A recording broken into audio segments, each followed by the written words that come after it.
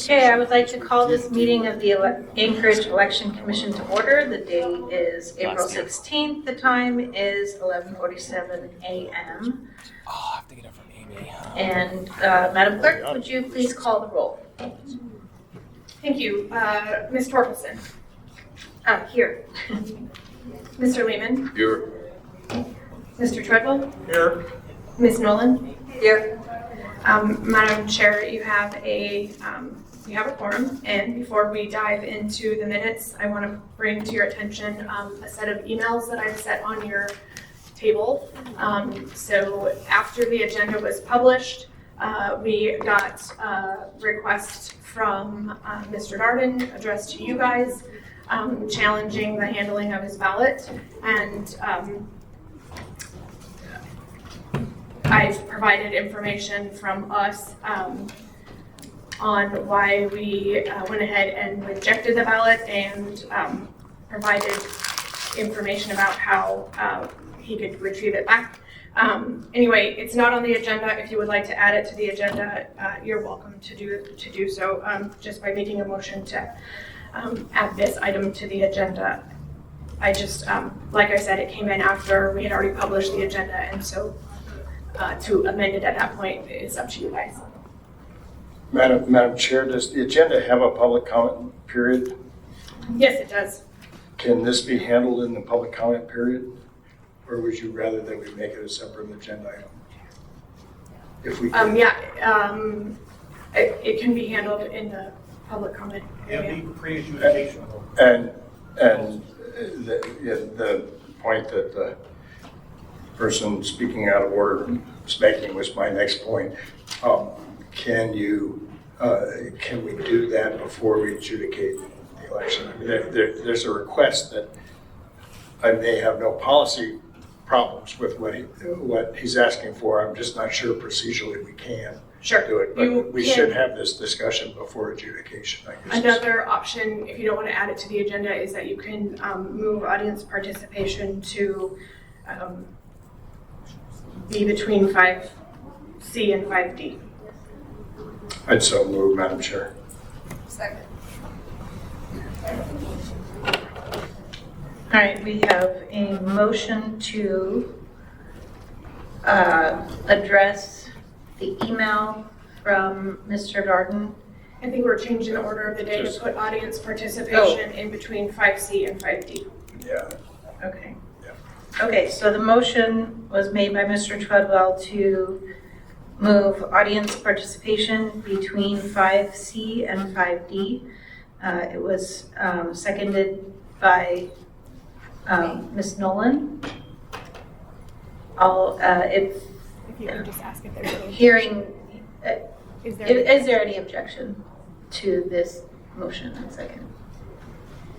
Hearing none, the motion has passed, and we will be moving audience participation between 5C and 5D.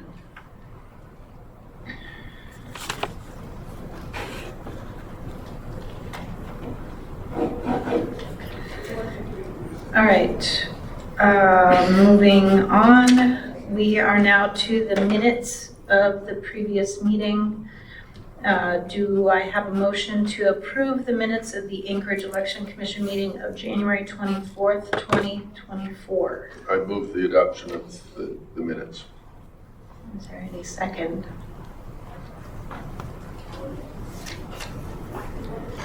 I will second the motion. Madam Chair, I'll second the motion for the sake of discussion. Okay, go ahead.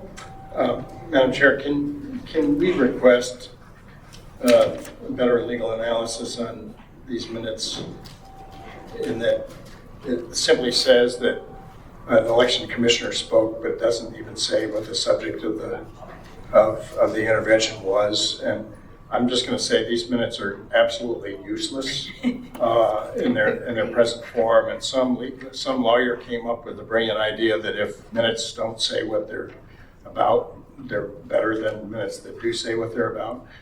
And I disagree. And so I'd like to just ask us to direct, I'll support passing these, but I'd like to ask that we direct staff to come back to us to figure out how we can have better minutes that are more transparent for the public and more useful to people who need to refer minutes. And I'll just give you an example. There is an issue that may come up in audience participation where I would have loved to have been able to consult the written minutes rather than go back and listen to the tape, but the written minutes are useless. So I remove my objection to passing, and I would pass these with that request. And I think the minutes need to say what the request is. Yeah. Madam Chair, I might not say that the minutes are useless, but they're not as useful as they could be. I think that's where I am. There's some framework there that's useful, but we could have a little bit more detail. And while it takes a little bit of work to do it, I know I've done lots of minutes or reviewed lots of minutes. It is possible to do it.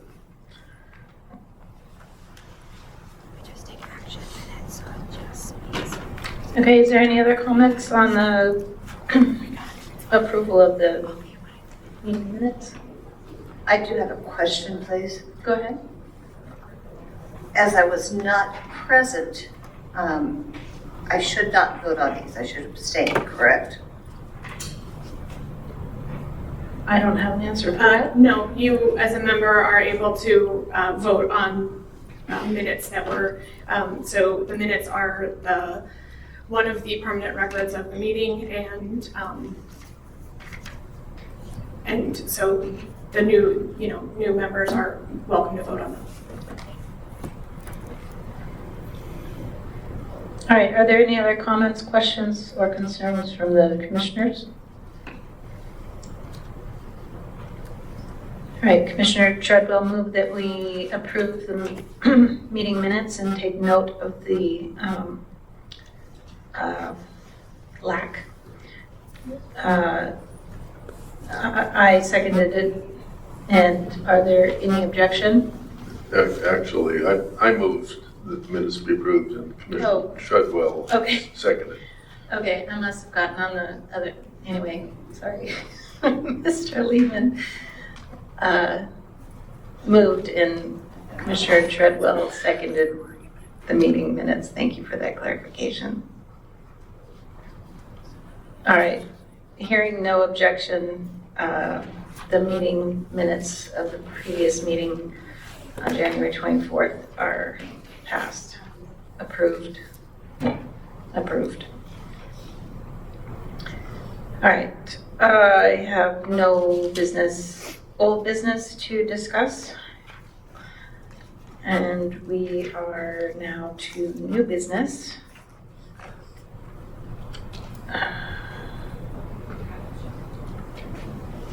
Madam Clerk, is there any new business that we need to add to the agenda? No. Okay, there's no new business. So we'll take the first disclosures topic, and Ms. Ennis has some information. okay. Through the chair, my name is Dee Ennis, and I was former ethics officer here for 13, 14 years, helped write the ethics code, and so I've been tasked with giving you a little bit more adequate training than last year, which was quite a rush, and we saw later on in the meeting that it mattered. People were confused. We had a brand new chair, unlike the assembly, who's been through these issues time and time again, and they've had 4 or 5 training sessions. So first, there are 3 overlapping sort of sources of disclosure requirements. One is the form called Disclosure of Economic Interest, which I'm happy to say all of you have filled out, including the new member. But there's also a yearly updating requirement. And that updating is if you, family member, close associate, have engaged in some new business with the city or contract, then you have to fill that out. So your spouse now has a contract with, AVU to deliver widgets. That needs to be disclosed on that form, where that form, and we have that form here. So it is, again, it's specific to municipal business by you or a close associate, family member of your household. Then you update that form. That form goes to the ethics board. It's a routine review, just to make sure there aren't any sort of obvious conflicts. And that would be for, you see it with the teachers all the time. Somebody works for the school district as a teacher, now spouse is going to do music lessons on a contract basis. Is there a conflict there? Well, if the teacher does not select or administer that contract, probably not. But this is all something the ethics board looks at. It's very brief forms. They are not the APOC forms with which some of you are familiar, the 9-page excruciating detailed forms. It's just a simple, have you spouse acquired an interest in municipal business or contract? If you have any questions about that, feel free to see me later on. No, my understanding is you have those forms Yes, we have. with you today? Yep. I'll need one, thank you. My question to the chair is, if I filled out something that said my wife is a municipal employee before, is that good enough, or do I need to sign that again? No, if it's not new information, you do not need to update your form. Okay, so that's your first, and Ms. Lehman, I'm glad to give you that form. The second source is actually your responsibilities as a member of this board and commission. And I passed out a thing from the code section, 28.121.30. It's about a half page long. So it's the best way for me to show you what they are. And they're also available to the audience. Do you see it? Okay, so it's entitled Qualifications of Members. Where this comes in is B, so 28.120.030B. During their term, a member shall not hold other elected or appointed public or political party office, endorse or engage in any political or campaign activity on behalf of any candidate, proposition, or measure in a municipal election, and be an employee of the municipality or school district or any subdivision.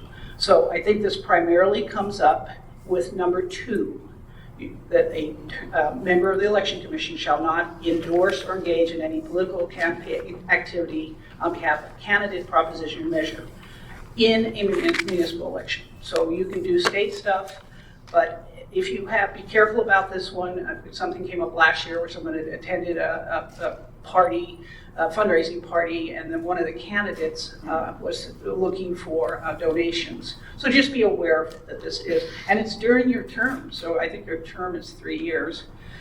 So it's a pretty long lasting, you can't contribute to municipal candidates or publicly endorse. So that's op-eds, by the way. So you do an op-ed that says, this person is the greatest candidate in the world, the mayor, whatever. Just be conservative about this one. That's one of your requirements. Then the third source is actually the ethics code. And if you could look for the piece of paper at the top that says disclosure, training, ethics, conflicts of interest. Okay, now I also gave you the code, but the code is much longer and more difficult to understand. This training is what we gave to the assembly. So it's not entirely applicable, but I think what's important is some of the underlying policies. So disclosure, public. They have to be public. It can't be something that you whisper to me in the corner and say, what do you think about this? Now, I can give you that advice, but it always has to be public. And the reason for that disclosure of an interest is for public process, public integrity, public trust. So it has to, whatever you think you need to disclose, which we'll get into a little bit later, it has to be public. Duty of disclosure, your duty is to disclose. If in doubt, disclose. And again, we'll go into a conflict of interest in a second. Timing of disclosures before you take official action. So right at the beginning of this meeting, if something comes across, something you're looking at, you think there might be a disclosure that's required. I think it comes up in the Election Commission in 2 ways. One is, as Mr. Treadwell recognizes, names. That's fine, and the reason why is if you look at underlying policies, competing interests, one is public right to know, but the other one is small world. Board members and election officials are elected and appointed for their contacts in the community, business involvements, and knowledge. You all have neighbors, so that in and of itself is a small world sort of exclusion. But if it's something more, this is your business partner, of 20 years, disclose. So anyways, one of the ethics code really does recognize that it's a small world in Anchorage. And again, you're appointed to this board because of your experience in this area. So you're going to know lots of people and you all have neighbors. So I don't think Mr. Treadmill would need to do a formal disclosure on the record because his neighbor signed a ballot one way or the other. This usually comes up in the complaint phase of this, where there's a little bit more adversary and you should know. Failure to disclose. In addition to the MOA Ethics Code, which you're bound by as board members, the state court can invalidate legislation for failure to disclose. Generally, more involved complex issues than what you face here, but it could come up in a complaint process. Legal challenge, once a disclosure is made, the body votes or follows the ruling of the chair. The body's vote is not generally subject to review by the ethics board or a successful legal challenge. Disclose. Last year we had a brand new chair. We had no real ethics training. I, as a former ethics officer, can be helpful, and I explain that to the chair. Maybe I'll raise my hand if something comes up and say, these might be some additional questions. Do you mind if I ask them? So we'll see if that comes up. And again, the assembly chair and vice chair have been through this hundreds of times, so they're pretty quick at surmising what questions they should ask. You meet once or twice a year, so much more difficult.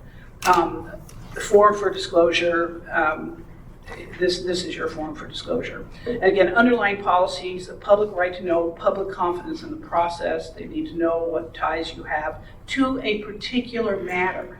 And that word is official action.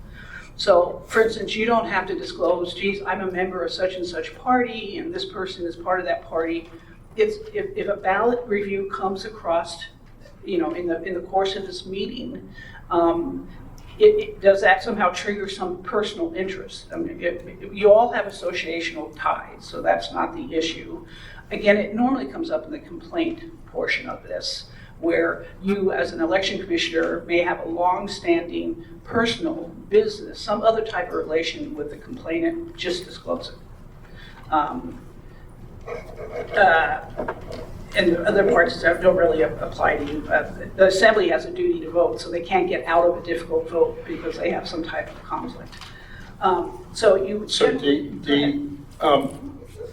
think I recall that at the last, in the last election, there were complaints before us by somebody who had been the mayor's chief of staff, who had actually helped get me appointed to this board, and I listed a number of other relationships. I just made that disclosure publicly, and then actually voted against her complaint. But at the same time, it was just a verbal disclosure, and I don't know that it was ever in the minutes. Is that that's part of my problem with the minutes sometimes? Right. Is that doesn't happen, and so at any rate, I plan to make one disclosure today. Yeah. It's just to make sure that it's understood. Somebody said it was a conflict, which it is not, but I want to make sure that nobody thinks it is. Mm-hmm. And with respect to past disclosures, we've taken the stand at the Assembly too. We can't just manage that very effectively, and plus you have new public sitting here watching it. So disclosures, that type of oral disclosure about a conflict of interest should be made at every meeting. Now, occasionally the Assembly will say, because they have the same topic for 3 or 4 meetings, that might carry through. Okay. But here, you only meet once. But it's okay to make a verbal disclosure. Verbal does not have to be written whatsoever. Okay, thank you. And it says you need to do that before deliberation. We had a deliberative work session where it was only in that work session that I discovered we might be making decisions related to people. Right. And I did discuss that with the election administrator, is that I think in the future really should have this training in front of the work session because there is some discussion.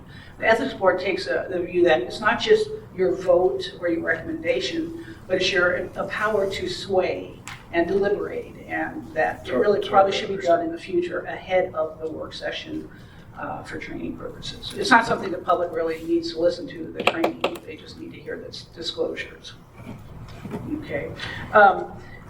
And this is in your actual code. It's a longer thing, says conflict of interest, but it is the new conflict of interest section that was just adopted in this last year because the Assembly was having so much problem with it. They just could not grasp this at all, and there were constantly failures to disclose. And they said, well, I don't think that didn't strike me as important. Well, again, that's not their consideration. So we really did some intensive training of the Assembly.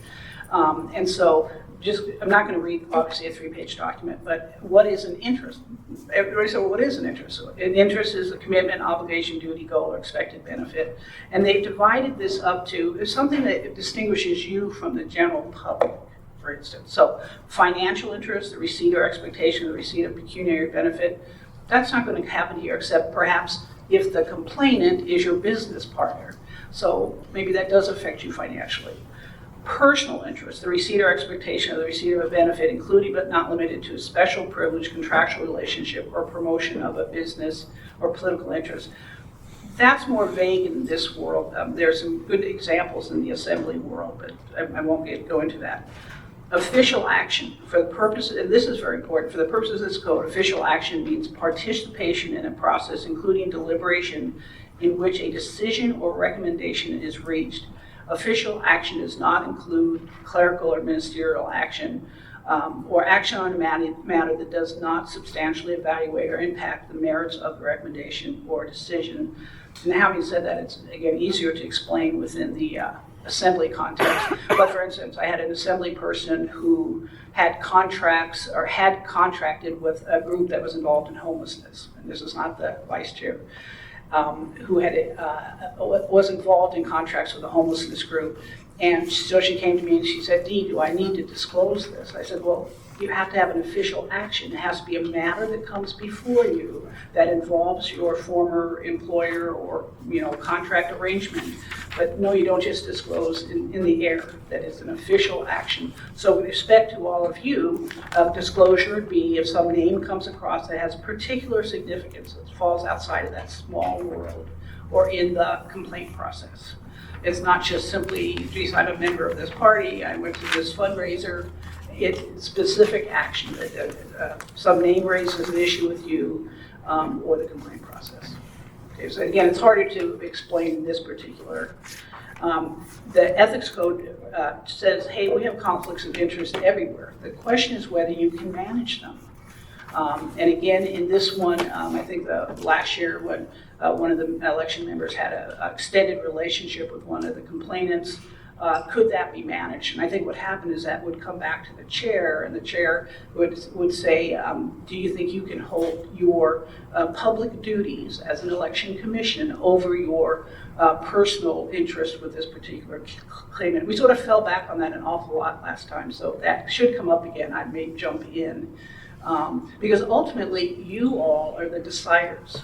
There's not a right or wrong for whether you rule whether this person should not participate or not. Once they've done the disclosure, you're the experts in this election world to make a decision whether you think that matters. Obviously, I think in the complaint process, you may be a little bit more conservative than you recognize a name. I don't even think it would matter, Mr. Treadwell, if that great, one of the best physicians in Anchorage had done 3 heart surgeries on your family. That's still probably just a small world phenomenon. So, and so you didn't have to do a formal. When you read this at some point when you're on an airplane flying out and you need to read something, they have an interesting, the ethics board put in this interesting scale. So if the interest is really substantial, geez, you're going to put in a subdivision and the land use provision in front of the Assembly to pass as a new code will dramatically affect your ability or your profit as a developer. That's a substantial interest. So if there's far less interest, you live next to someone and you don't want to aggravate them by rejecting their ballot, then it has to be more of an interest than that. So then that's an evaluation you all do with the chair. The procedure, you also become aware you may have a conflict, which is what happened last year. You disclose it to the chair on the public record, and we explore it. Or you explore it, and then the chair can make a ruling, which the Assembly quite often does. Or the chair can say, does anyone have any further questions? Any objections? You know, I find that this, I don't think this disclosure should prohibit participation. Any objections to that?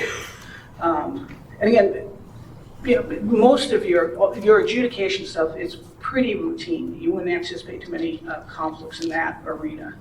And then the complaint stuff becomes pretty obvious when it happens. Let's see if there's anything else here. No, I don't think there is. So anyway, you're 3, you have that disclosure form, which we'll get another one here from Mr. Lehman. You have just your general role as election commissioner, which, you know, extremely curtails your political activity at the municipal level. And so again, it's not even much a matter of partisanship. You can reboot it, you know, belong to one of the parties, it doesn't matter. Although here that you see they have that restriction against being an officer or something. But you are pretty severely curtailed at the local level. You can talk to people. I mean, you have, you know, gatherings at your house. You can you have your right for expression, all sorts of you know, guaranteed sort of rights. And then the Board of Ethics, which is for really pretty complex situations in general. So, and does anybody have any questions? And so all of this stuff, paperwork I threw at you, read at your leisure.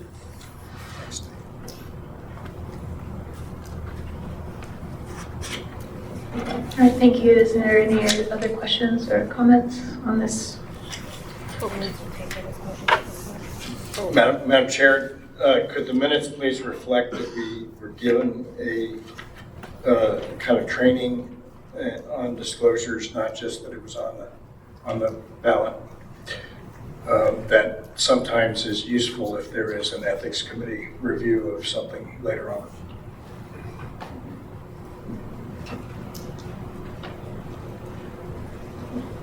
All right, anybody else? All right, we'll go ahead and move to 5B, review of pending rejected ballot envelopes.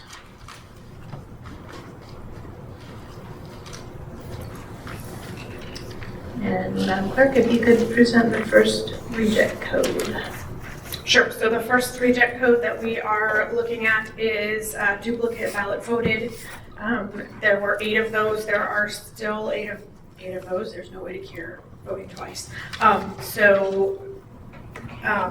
8 was the number for duplicate ballot voted. Do you need a motion? Are we looking Yeah, for we need- action Oh, on yeah, we need. item by item? Yeah. Yes. I move to approve the recommendation from staff. Second. Right, we have Commissioner Lehman moved to accept the duplicate ballots voted, the Rejection. rejection pile, seconded by Commissioner Nolan. Do we have any comments, objections?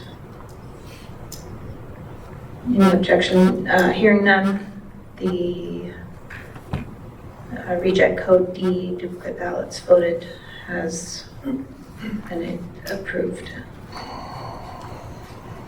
Madam Chair, the next reject code is ballot return envelope empty or contained other materials. There were 5 of these that did not contain ballots. I move we accept the recommendation. Second.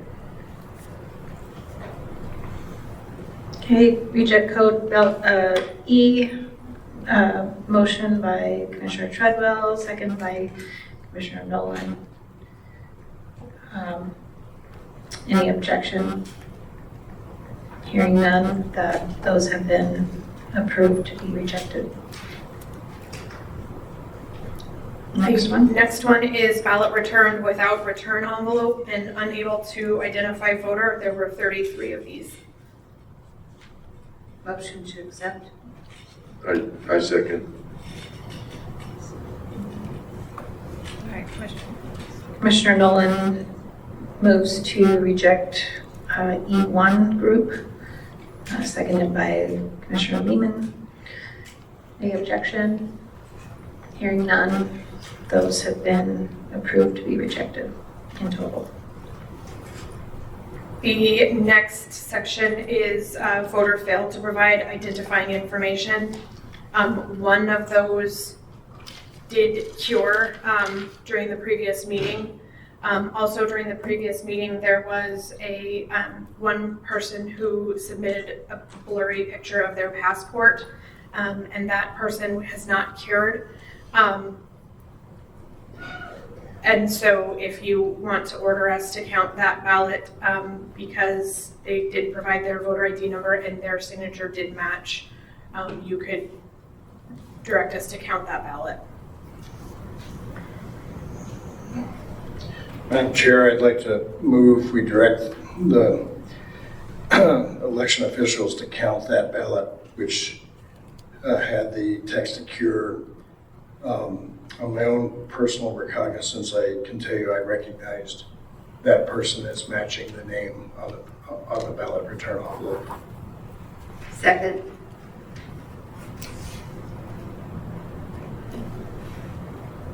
Is there any objection? Okay, so that brings us down to 10 to reject for voter failed to provide identifying information.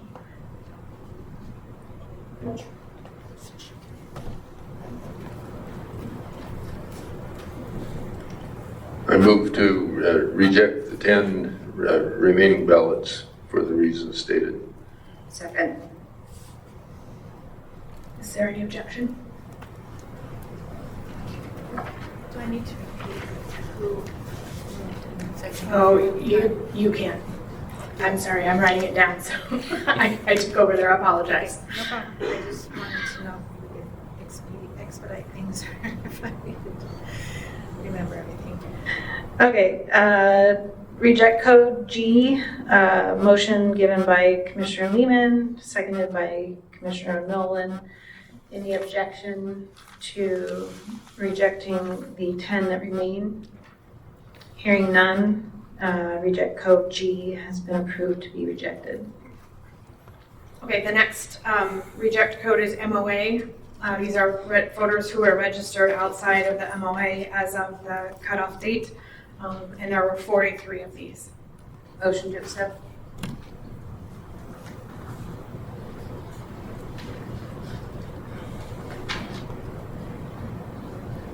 Is there a second to the rejection? I second the motion. To accept the rejection.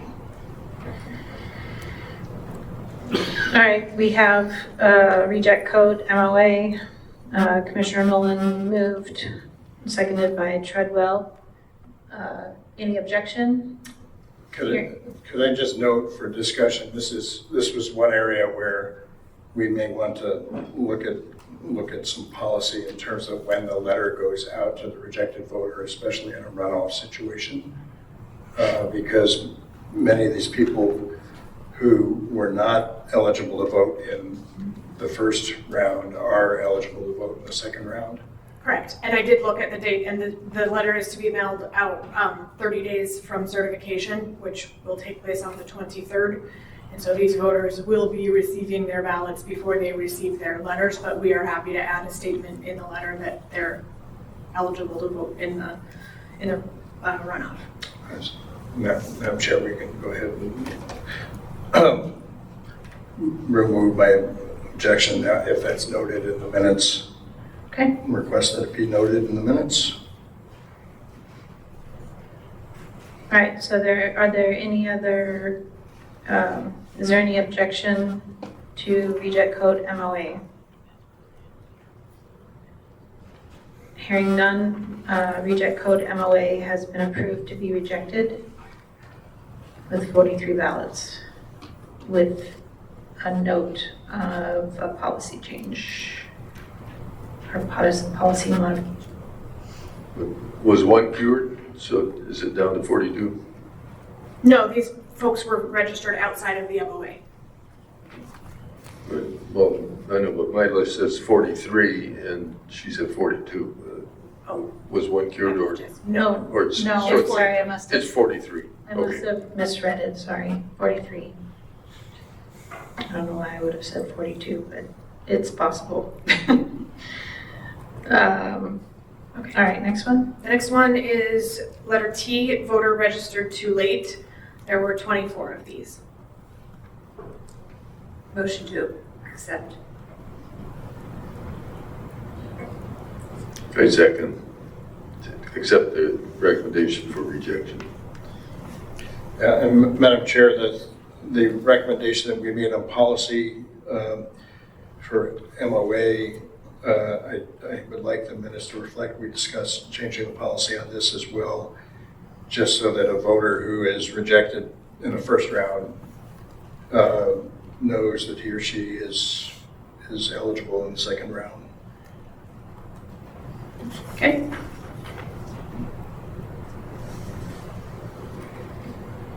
All right, reject code T has been moved by Commissioner Nolan, seconded by Commissioner Newman. Are there any objections? Hearing none, reject code T with 24 ballots has been approved to be rejected. Okay, the next one is code V. This is a ballot received too late. This code is used if a ballot is received after 8 p.m. on election day by email, fax, at one of the vote centers or in the secure drop boxes, and there were 4 of those.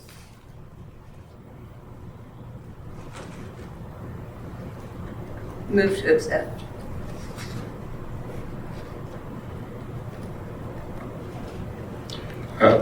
I second the motion and would also like us to note the minutes of policy note here.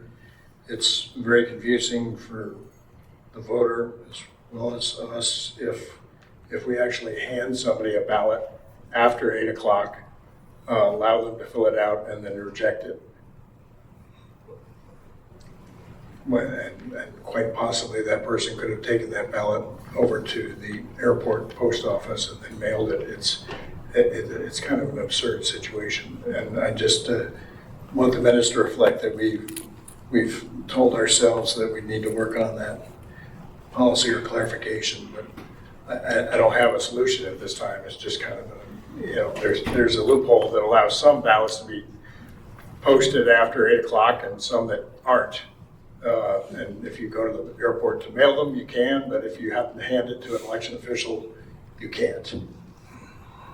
So I would just, for clarification for this moment, note that the folks who did that at the drop box were given a piece of paper that gave them the option to take it to the airport, and they elected to give it to the election official anyway. And the 2 people who came into the vote center did not have a ballot to make that choice with. They arrived in line after 8 p.m.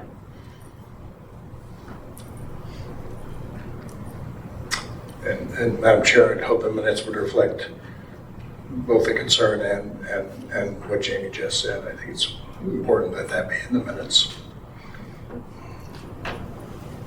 I'll just note that we have I'd say it's a challenge with the election centers closing at 8 and the post office, depending on where you are, the airport post office now closes at 11, I believe. I don't know that other post offices, there may be some others that are open longer. I'm not aware of it, but there is a little bit of a problem that we have to deal with, which is, that's the way it is. And to change it, we would have to have the post office change its hours, which I would guess the federal government would politely, maybe not so politely, decline to do that. And so we have the situation we're going to end up dealing with. Yeah. I would, through the chair, add that it's a similar situation in the state's law that absentee by mail ballots need to be postmarked by election day, and so it's just a similar complication. All right, we have reject code V with 4 ballots. A motion given by Commissioner Nolan, seconded by Commissioner Treadwell. Are there any objection to approving these rejections? Hearing none, reject code V has been approved to be rejected. The next set of ballots is W. This is ballot postmarked after Election Day. This code is used when it's been determined that the ballot was postmarked after Election Day, and there were 269. I move the acceptance of the rejection of these ballots. And I'll just say I'm disappointed that there are this many. Second.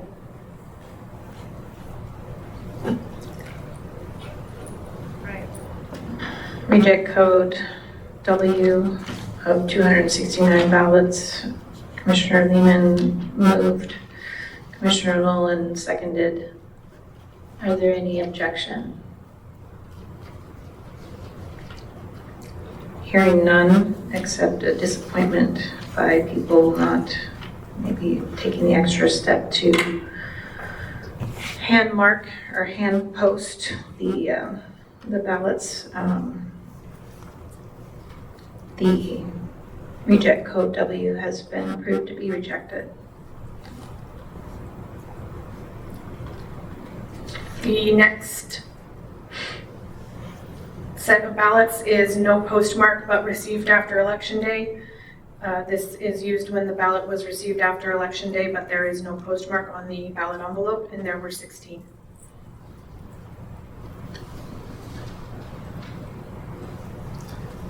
Motion to accept. I second.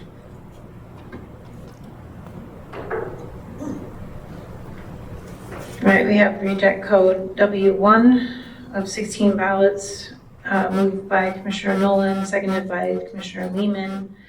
Are there any objections? Hearing none, reject code W1 has been approved to be rejected. Madam Chair, just before reconsideration of that, which I don't think is necessary, but W2 is a category that says post office provided additional information. Do we ask the post office on these 16 if there was any reason why they didn't postmark? Obviously, we're talking to the post office for category W2. I'm just kind of curious because if the person casting the vote had done it properly and it's the post office's fault that they didn't reject it, it's again an election procedure issue that disqualifies the voter, not the voter's own malfeasance, or malfeasance is the wrong word, but inability to follow the rules. Do we talk to the post office about these in individual cases? It's my understanding that they have in the past, and even when you're looking at the barcodes that they sometimes place on the envelope, they are unable to they're unable to give you any additional information about that piece of mail. All right. Maybe one other thing that would be obvious, if it was received the day after the deadline, it had to have had posted before the deadline. Do we let those in, or do we look at those to see if any of them, what day was the deadline? March 2nd. It was the 2nd So of April. any of those non-postmarked ballots received on the 3rd? We couldn't be for sure about anything received on the 4th, but I think we could be pretty sure that something on the 3rd should be counted. There were no notes on them, so I can't speak confidently about what day they were received. Oh, hold on.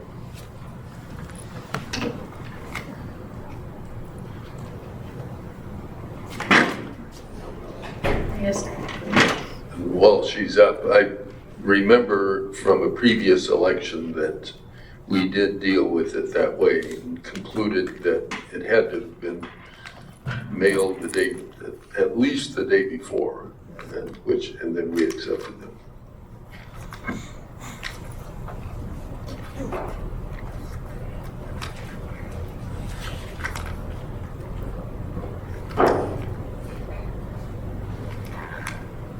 Okay, I'm gonna try to math in my head real fast. We have one received April 15th, one received April 11th, one received April 8th, and 13 received April 4th. Madam Chair, I'd ask for reconsideration of W1 and that the 13 ballots that were received on April 4th be counted. And the day after election day was the Oh, 3rd. no, was the 3rd? Election day was April 2nd. Oh, okay. All of them were received on the 4th? Correct. Then, no, never mind, I pull back my reconsideration request, I have my dates wrong. Thank you for looking at that.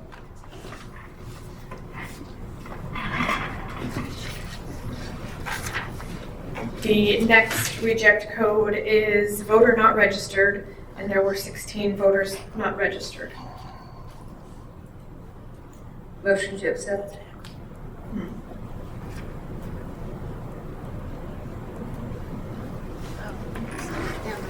I'll second the motion.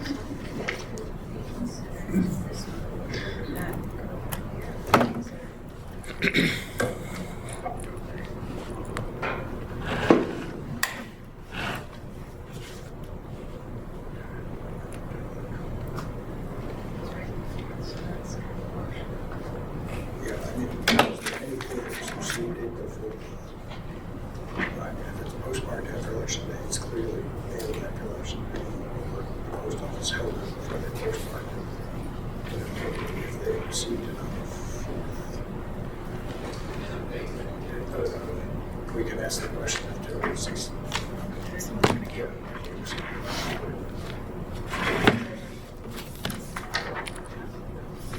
Received on the 3rd.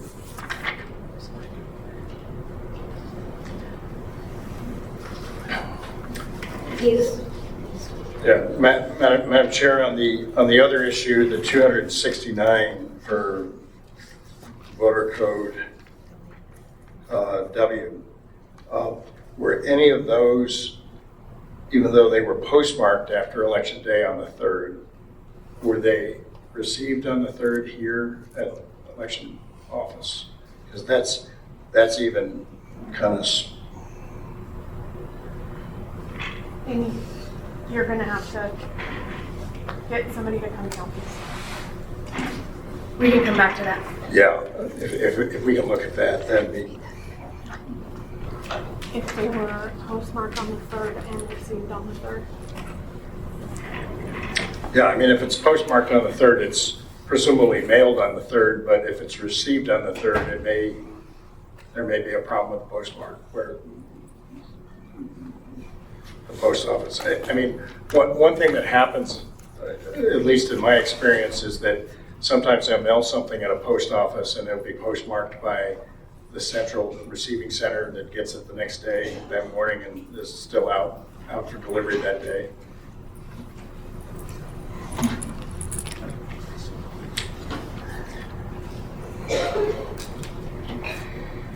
So while she does that, I think we had a motion on the floor to reject the voters not registered. There were 16. Is there any objection? It was Ms. Nolan moved and Mr. Lehman seconded. Oh, I didn't hear a second. Okay, for reject code X, we have Commissioner Nolan moved and Commissioner Lehman seconded. Are there any objection? Hearing none, reject code X of 16 ballots has been approved to be rejected. The next subset is reject code Z. The voter failed to sign the ballot return envelope. The voter did not sign the ballot return envelope or the required voter declaration, and there were 41.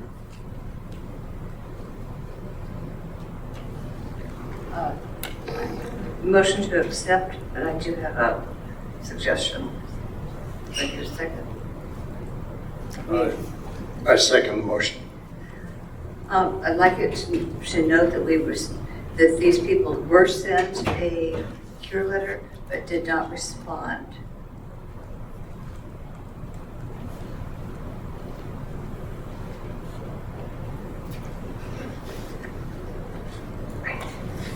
Okay? Is there, All right, reject code Z, Commissioner Nolan moved, Commissioner Treadwell seconded. Are there any objections? Hearing none, reject code Z of 41 ballots has been approved to be rejected. With a note saying that the cure letter has been sent, but there was no response. the next subset of ballots to be rejected is reject code Z1. These are no signature match on the ballot return envelope. And I think there were 623 the last time we spoke, and there are now 602. Madam Chair, I will move for the sake of discussion the acceptance of staff recommendation on Z1. Second. Madam Chair, for discussion, and I think the public should be aware of this. In our work group today, we learned that in 2021, there were 1,052 ballots rejected in this manner. Last year, it was 623, and today we are talking about rejecting 623. 602. 602 now, okay? And so it's a small trend change, but it's still a disturbing trend. This is the largest amount of rejected ballots, and I am absolutely sure that many of these ballots were totally legitimate, and the signature used happened to be a different signature than what is on our voter registration database. There's a catch-22 situation here where the voter can't look and see what his or her signature is like in the registration database, because then we would be giving a forger information to do that. And it's something where in a very close election, this could possibly swing the result of election one way or the other. And I think voters deserve a better process than what we've got here. We haven't looked, and I wouldn't change the motion to see how many of these signatures didn't match in a vote center type situation, but it may be something where in a vote center type situation, we want to have election officials at least check against the database there, and then to say, hey, your signature doesn't match what's in the database. We can't show it to you, but it's looking pretty different.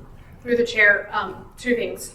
The first thing is that the signature on the driver's license is one of the signatures in the database. And so we often, and in the instructions that are mailed in the ballot, encourage people to vote the same way as their driver's license, which is in their pocket typically. And the other thing is that voters that come to the vote center are giving their ID to the worker, and the worker then initials next to the signature, and they are automatically pushed through as a good.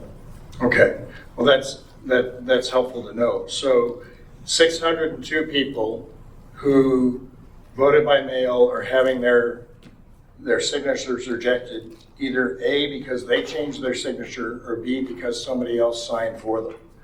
And this is a very large number, and this is the largest number of ballots we're rejecting today.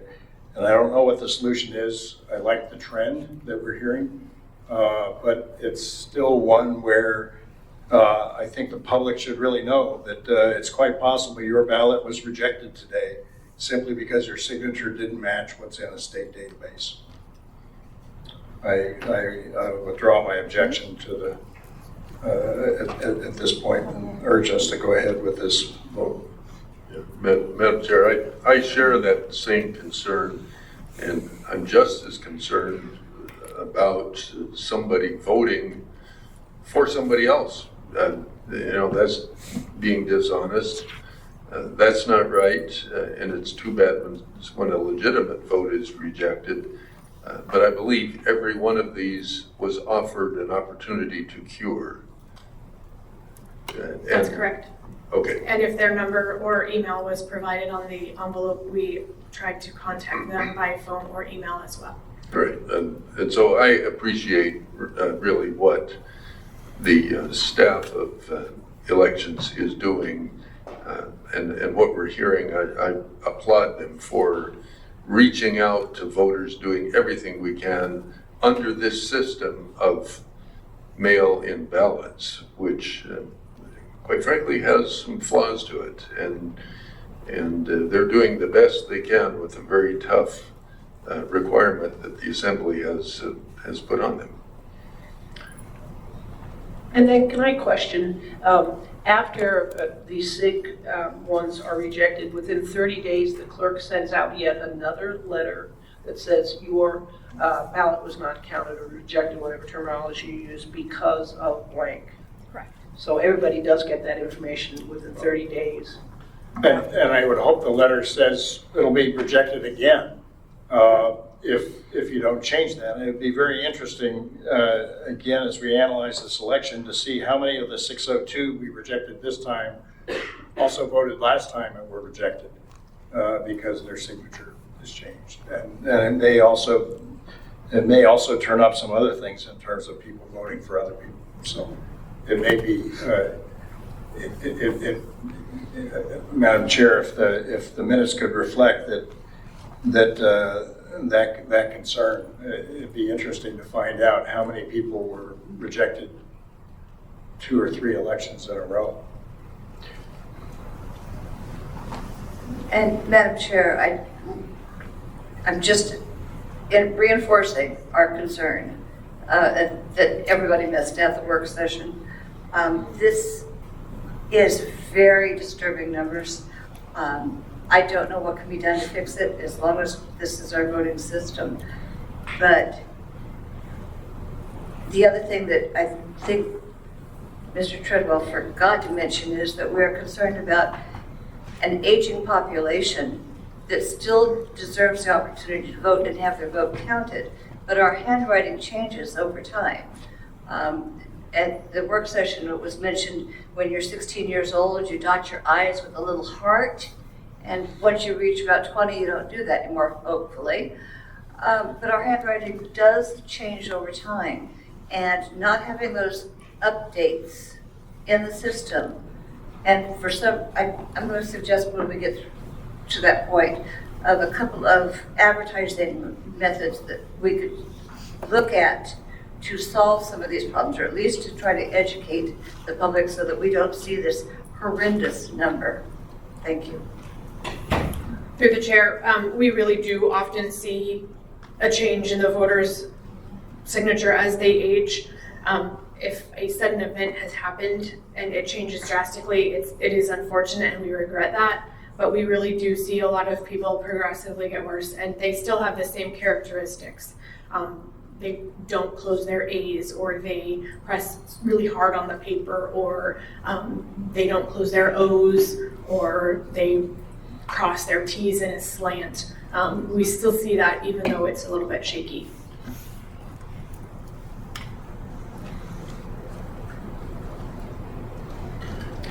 All right, reject code Z1, Commissioner Treadwell moved, Commissioner Nolan seconded. 602 ballots. Are there any other objections for approval? Hearing none, the reject code Z1 has been approved to be rejected with the notes that were given previously, just about voter education and changes in signatures and the concern about the high numbers in this category.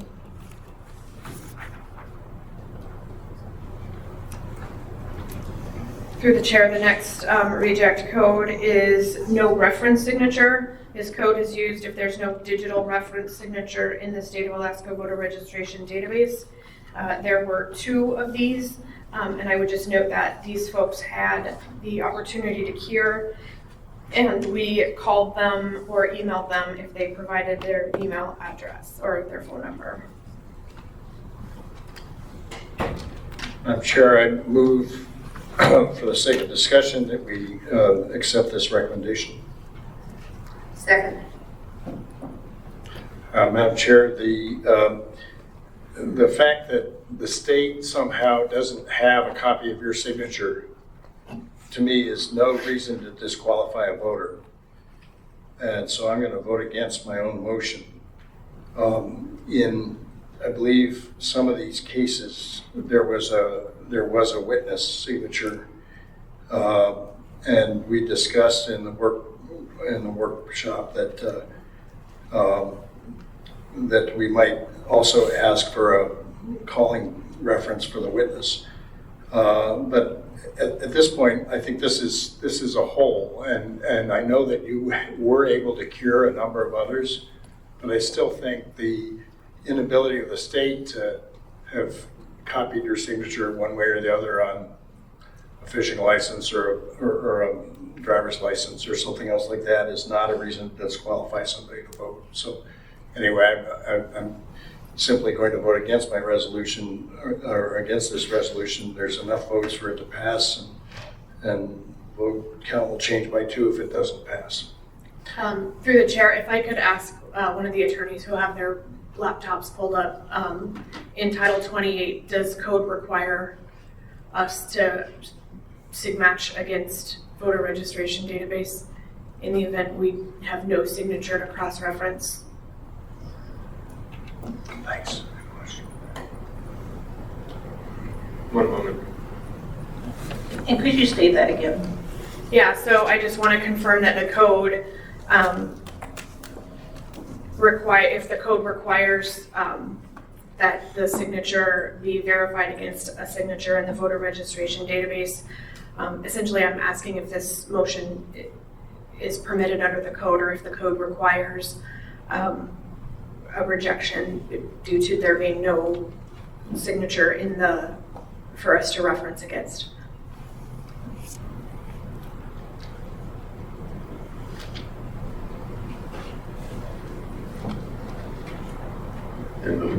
While he's looking, I just want to be reminded, were these 2 people given an opportunity to cure? Yeah. Okay. And can I say, as one of the attorneys, my laptop doesn't have internet access here. Theirs that do, but also look in the definition sections for the database. That may help you. And I'll just say that on the cure issue, do we have enough time between the time that we discover that somebody needs to cure, a mailed letter, and then we offer the text to cure capability?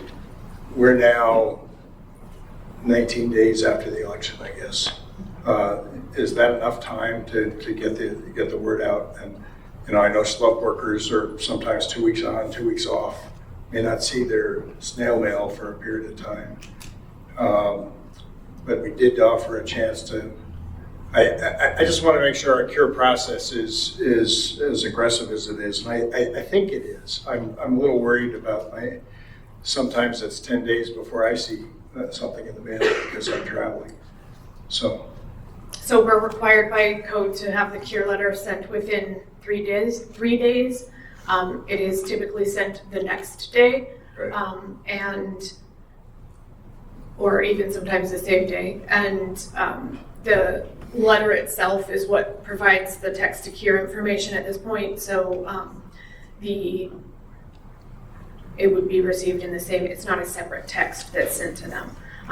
We don't have voters' cell phone numbers. And so even those voters who voted on election day received their cure letter, or were sent a cure letter within 3 days of being received, and it is now 14 days after election day. So I would say on the outside they had 12 days to cure.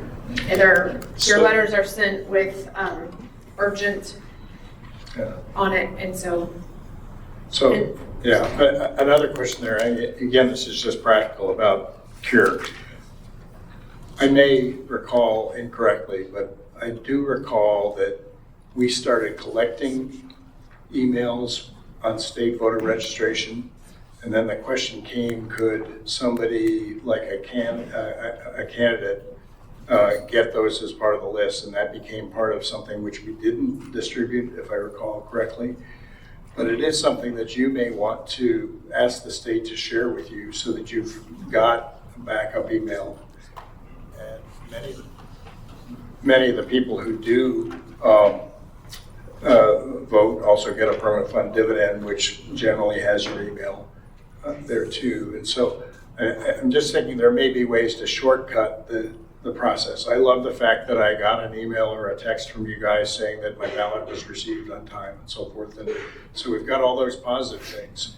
But even in this case, I might have gotten something saying my ballot was received, but then later it might be rejected because the signature didn't match or something else along those lines. So it to the extent that the State Division of Elections has emails available for voters, they may not want to share it with the public generally, but I think it does make sense to share it with you, and they certainly could email to Cure as well. Sure. So we have had discussions with the Division of Elections about giving us the functionality to see their phone numbers and email addresses. We don't have it at this time.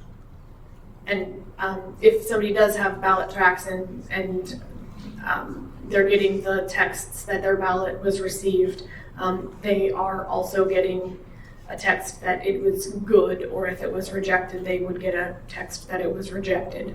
And very often we get phone calls the same day. I just got the information that my ballot was rejected. And so the call center just sends them a blank Cure letter so that they can, Cure it immediately, where they can just print it out and send a photo back.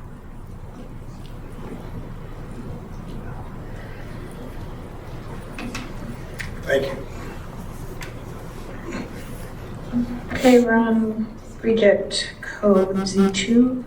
Motion by Commissioner Treadwell, seconded by Commissioner Nolan.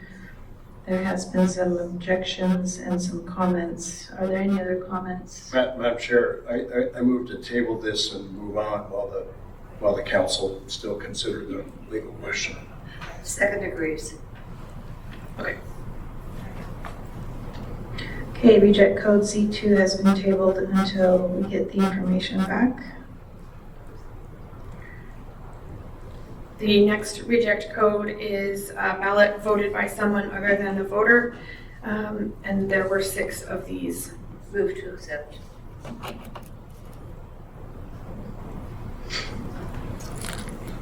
I'll second the acceptance of the recommendation to reject. Also, I would put a note in this that further investigation should be done. As in, you want us to refer them to municipal prosecutor? I would suggest using discretion, looking at maybe age and household and things like that. Or I guess the municipal prosecutor can use that discretion. Right. Yeah, we've done that in the past, and I would add that as an amendment to the motion, or actually that was your motion to begin with. Yeah, so the motion is to accept as well as refer to prosecution for investigation. Thanks.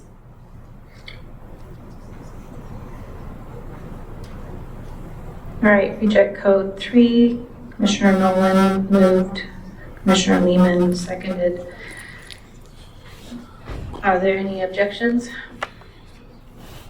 All right, reject code 3 has been approved to be rejected with a note that they be referred to the municipal prosecutor. And that the municipal prosecutor use discretion in how they handle those. As they always will. Right. All right, next. Okay, the next reject code is 9. This is power of attorney. The ballot was voted by the power of attorney. And this code is used when the mark or signature on the outside of the envelope is appeared to be made by a power of attorney. There were 3 of those. Is that where we found an X and reduced it to 2? Yep. If you would order us to count the 1 with an X and reject the 2. So moved, Madam Chair. Second. All right. So the motion is to count the 1 ballot that has an X on it and reject the 2 that do not. That's correct. Do I have to repeat that? No. Okay, cool. All right. Are there any objections to what was previously stated? Hearing none, reject code 9 has been approved to Count 2. count 2 Or, and sorry, count 1 No, and reject. count 1 and reject the other 2 of the 3 total. Okay. The next one is a previous election ballot envelope received. There were 8 of these, and the code is used when a voter has voted and returned a previous election's ballot. And I'll just note for the record that they were all opened to confirm that it was a previous election's ballot inside. Move to accept. I'll second it. All right, reject code 10 of 8 ballots has been moved by Commissioner Nolan, seconded by Commissioner Torkelson. Are there any objections? Hearing none, reject code 10 has been approved to be rejected. And note that people might want to look at, make sure that the year is current before they send it in. Thank you. And so the last, or not the last thing, but we have gone back through the postmarked too late, and the whole stack was postmarked on the 3rd but was received on the 4th. We have no returns that were dated the 3rd and that were postmarked on the 3rd and received on the 3rd. Madam Chair, thank the staff for that tough task, but I'm glad to know that that's how it came out, and that we've already voted to reject all of those. It was a possible reconsideration motion the chair and I had discussed. So thank you. Do I need to? So we're waiting for the lawyers to come back and tell us about the last thing.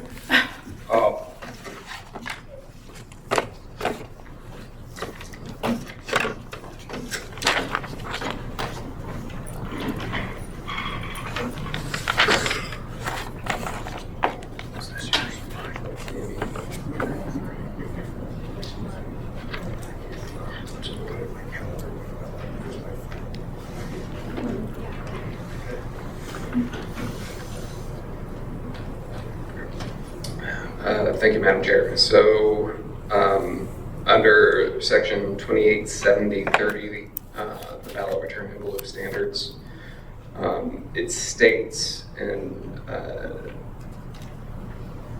under subsection C, describing a ballot signature,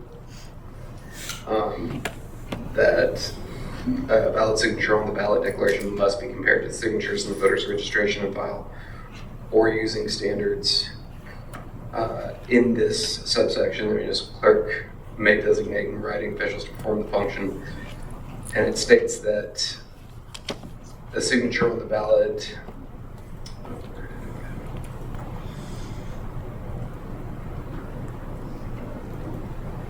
where is it?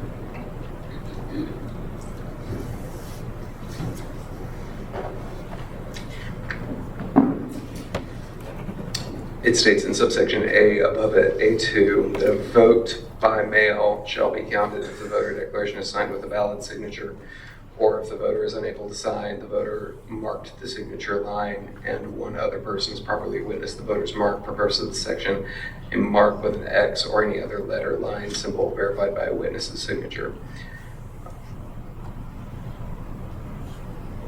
above that, a vote shall not be counted if the voter fails to execute the declaration on the envelope with a valid signature. And then within that, Title 28, valid signature is defined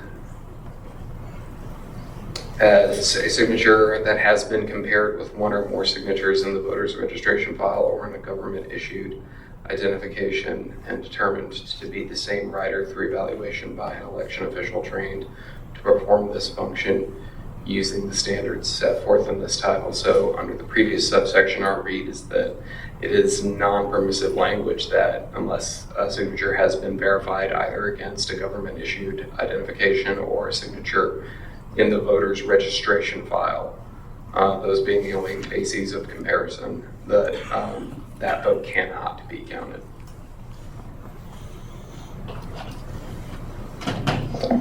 So, Madam Chair, through the chair, Mr. Hunt,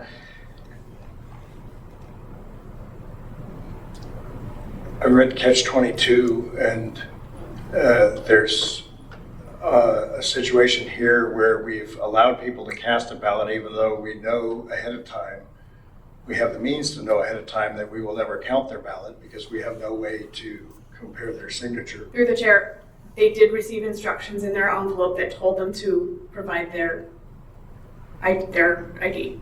No, are you sure? No, Oh, I think that, okay, I apologize. Yeah, I think that's two different kinds of ballots. We have people who've registered online who have to show an ID, somehow. But in this case, we have people who are properly registered. Somehow the state has lost their signature. By the state losing their signature, the voters have been disenfranchised.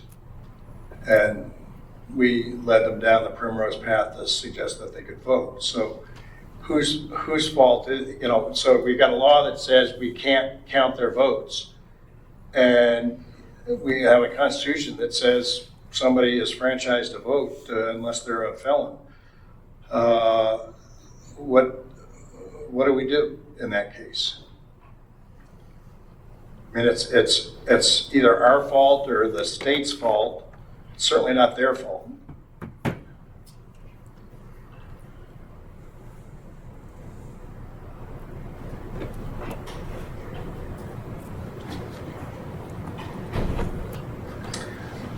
Madam Chair, are you just waiting for this answer? Okay, sorry. So I don't have great guidance beyond the language that the code provides. I mean, unfortunately, the way it seems to be couched is that it is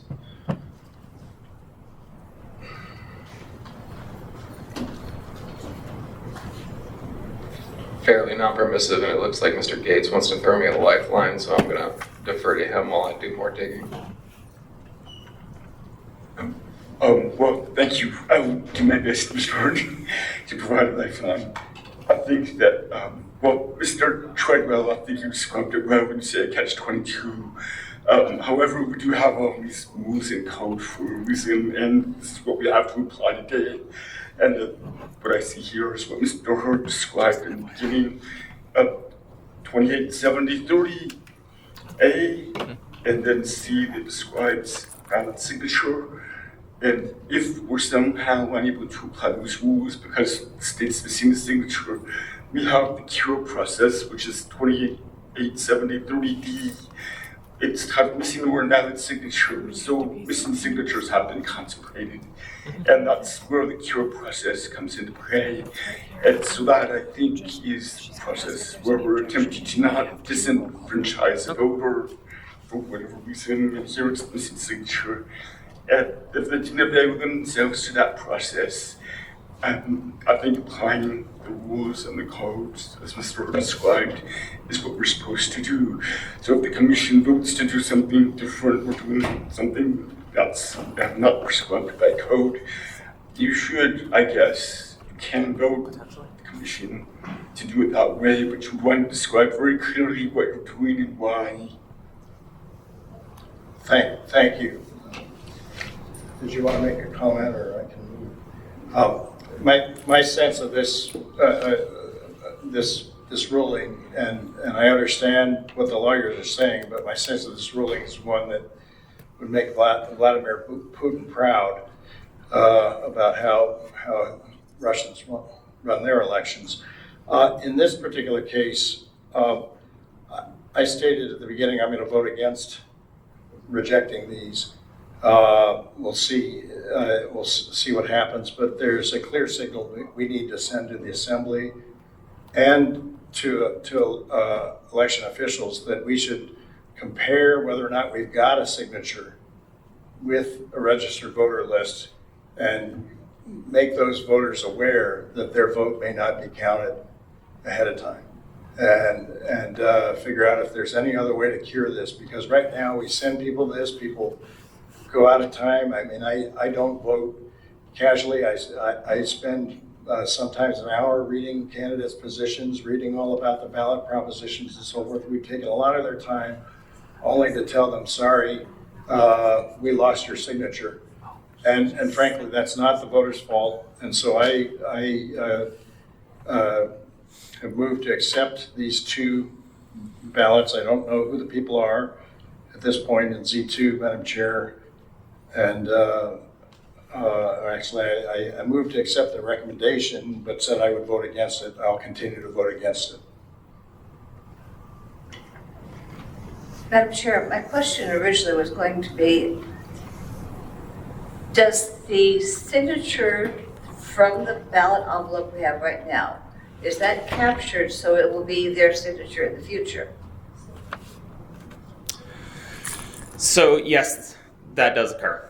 And as Ms. Hines stated earlier, we are building our own database so that we will have these on file in such cases where this happens again, so we can refer back to those signatures in future elections.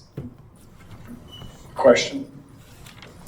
If that's the case, and it's an invalid signature to begin with, you We then only put send it- the signatures for the goods, and this is not a good, this is Right. challenged. Right. My apologies. Okay.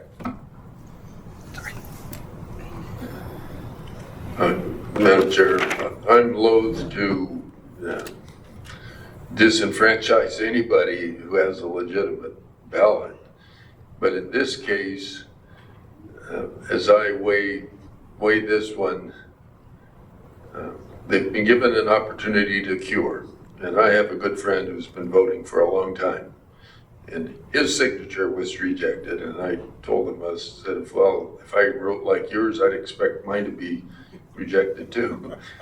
But now he came down here and was actually pleased with the process. He said it just took him a few minutes and he was treated well and that. But these people have been given the opportunity to cure, and for whatever reason, they haven't.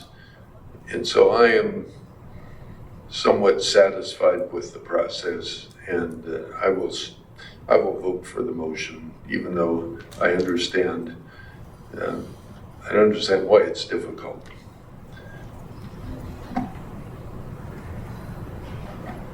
May I see those two ballots again? Yeah. Would that be possible?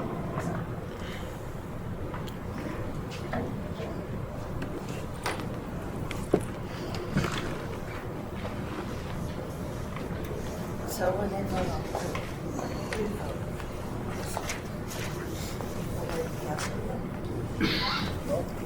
If their signature matches, yes. signatures can match.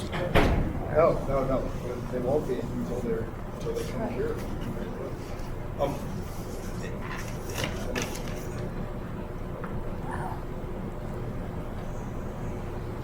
While the chair looks at this, if I could just respond to Lauren, I think we can vote either way. It's not going to save change the result of this election. It can certainly change the result of another. And I guess I would put it this way: there's the thing that is most important for us is to establish and maintain trust in the election process. That's been something we've talked about during the time you and I have both been on this commission.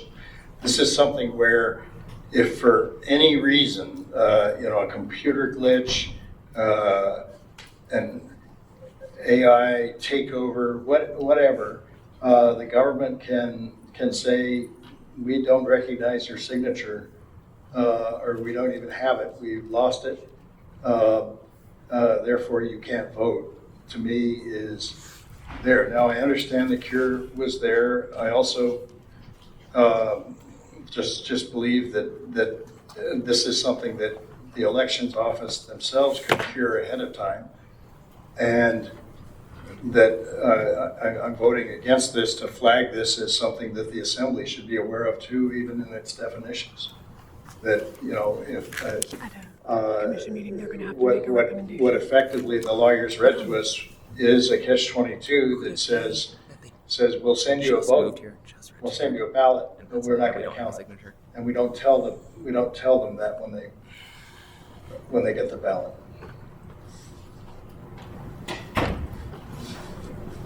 And you're right about cure, but I don't think, you know, I think it's the government's job to cure in this case, not the voters' job.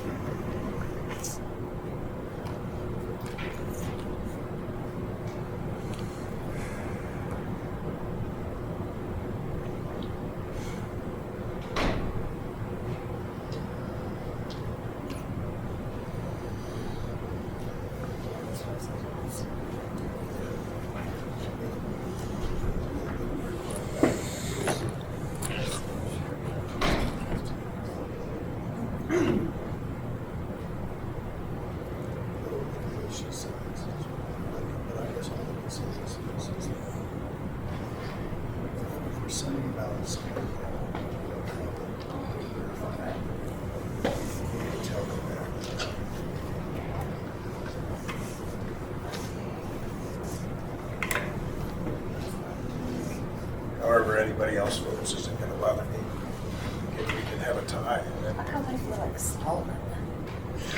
It's only 2 votes, so it's not going to change the result of the election, but I'll take this one. I'm happy to cause a legal train wreck on this. Well, we need to write code. Thank you, ma'am. Can I suggest this conversation needs to be on the record? Thank you. Any other discussion? Just that we need to suggest a code rewrite. Can I say, as the person who may be following through on that, I haven't heard of a solution yet, or do you have any ideas on that? Madam Chair, through the chair, number one, I would request that we immediately, even before the runoff, compare the gaps in our signature list with our approved voting list. And any ballot that goes out to those people or a separate mailing, even before the election, that says we mailed you a ballot, but we don't have your signature to verify, please do this. Is the only fair thing we can do for the voters. So that would be my recommendation on an administrative track. On a code track, I would recommend that you look very carefully at the code, because you've got a 1, 2, 3 step, and I think you read it properly, but I think there ought to be a 4th step. In the case that the government has lost the data, we presume for the voter, or maybe you enshrine a statute the idea that when in preparing a voter list for an election, you also need to prepare a list of signatures you don't have, of people who are not eligible to vote by mail because we don't have a way to verify them. And there's 2 sets of people who are not eligible to vote by mail currently. It's people who've registered to vote electronically and have never shown us a signature or ID, or there's these people for whom we lost the signature. And I think you need to create a category in the same way that you approve a voter list. So those would be the 2 suggestions I'd make. And could I just interrupt real quick with the clerk? Do you have that capability of comparing the signature database, and I assume that's the state one, with the registered voters list? Are those two accessible databases that can be cross-run? We get them at 2 different times, and given that certification takes place on the 23rd and ballots are mailed on the 30th, and the printers already have the instructions, I can't see it as something that we're going to be able to do for the runoff. Well, and whether or not, even if you did it based on the vote tally that we had for, or the voter list that we had for this election that we're certifying now, and that list, I think it would be helpful at least to try to work that down. It's a very simple, it's more principle obviously than this is not changing the result of this election, but it could change the result of another election. And the other thing is that I have no reason not to trust our city election officials today. I think they're all great, very hardworking people.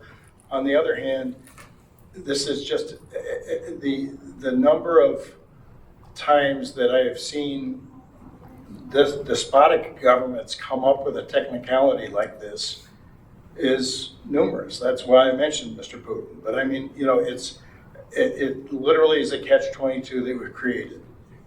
You can't vote unless we have your signature, and if we don't have your signature, tough luck. And I think we should try to prevent ourselves from Tough luck unless you cure it. Well, but we haven't given you an opportunity to cure until it's too late. And you know, people in this state go out to fish camp. They go out. They don't get their mail necessarily. And I guess all I'm saying is there's a simple enough principle here, and I didn't come to be on my high horse. I think we can work it down. That's all I'm saying.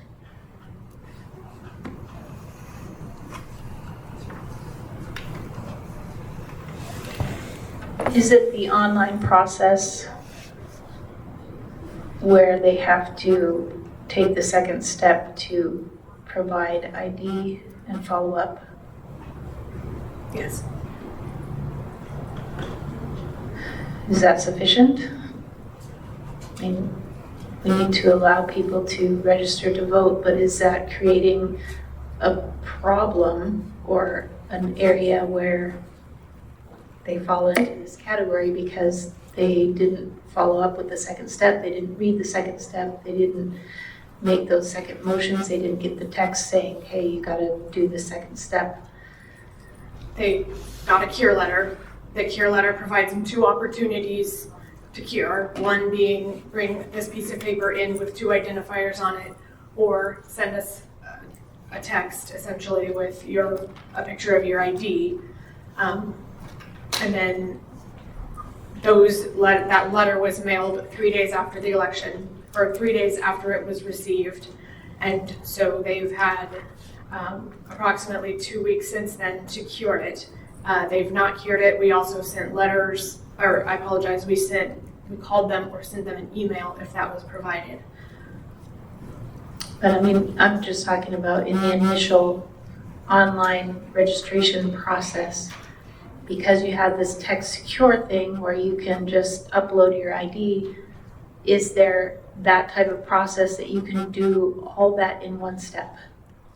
Register and provide your ID in the registration online process. The registration process is run by the state, and I do not know the answer to that question.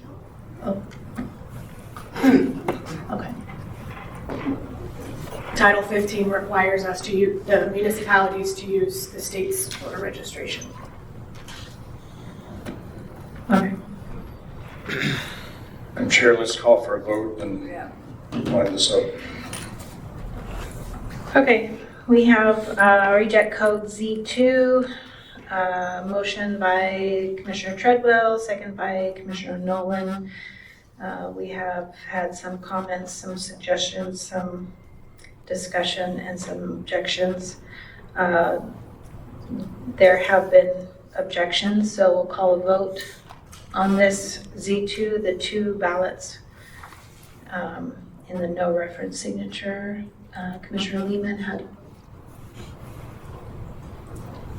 Yes. Yes. Commissioner Nolan, Yes. Commissioner Treadwell, No. Commissioner Torkelson. I'm gonna go with no. Okay, so the vote fails, and so I think you need to make a motion to order us to count them. So moved. Count them? Count. Okay. Commissioner Nolan moves to count the 2 ballots that were initially rejected. Is there a second? A second. Commissioner Treadwell seconds it. Is there any objection to accepting the rejected ballots of reject code Z2? Hearing I'm none. not sure I like how this motion is being worded. That these ballots have not been rejected. The recommendation from staff was that they be rejected. She just asked us to direct, if we don't reject them, she asked us to direct her to count them. So I believe the motion ought to be worded just like that.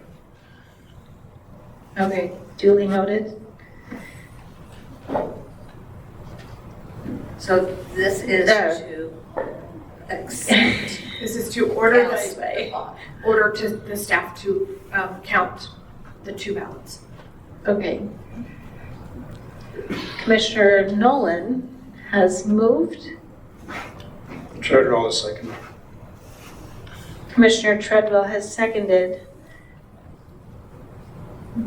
For the commission recommends that the 2 ballots in Z2 be counted. I would just change recommends to orders. Orders the 2 ballots in Z2 to be counted. How's that? Is there any objection to that? Oh, sorry, is there any objection To the to wording? counting, No, to wording, sure, but No. no objection to wording, but, I'm voting No. on the motion. okay, there is objection to the motion to order counting these 2 ballots, so. No, so I'm confused. essentially, if it's a 2-2 vote, again, the motion, this is kind of weird because you've got a question of does the motion fail with a tie? Yes. I believe we already ordered them to be counted in the first resolution where we rejected the recommendation, but I may be corrected by counsel here. No, Member Treadwell, I think, is correct. The code itself states under the 288510, which governs the public section of canvass, that the election commission by majority vote may accept a ballot or refuse to accept a ballot and count the ballot of a person properly challenged under this subsection. The commission may accept a partial, keep reading the wrong thing, sorry. Under subsection E, preliminary rejected or challenged envelopes that the commission decides to accept shall be opened and the ballots counted under the procedures of chapter 2880. Since the motion was to reject the ballots and it failed, then I would say that the commission has accepted those ballots and that under that provision of code, it needs to be opened and counted without further action. Okay. Okay, we'll go with that.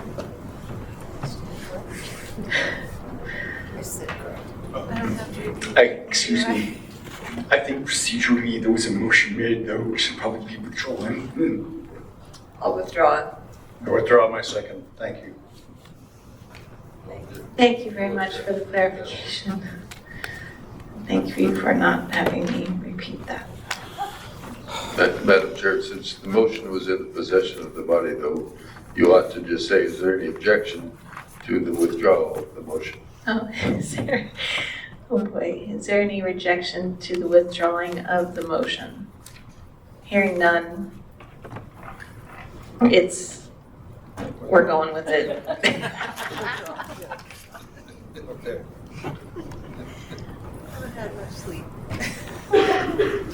Okay, the last thing we have to do is to, where's the agenda? There's an adjudication challenge. So as myself and Mr. Northrup were adjudicating the ballots, we had an observer challenge the way I adjudicated the one ballot.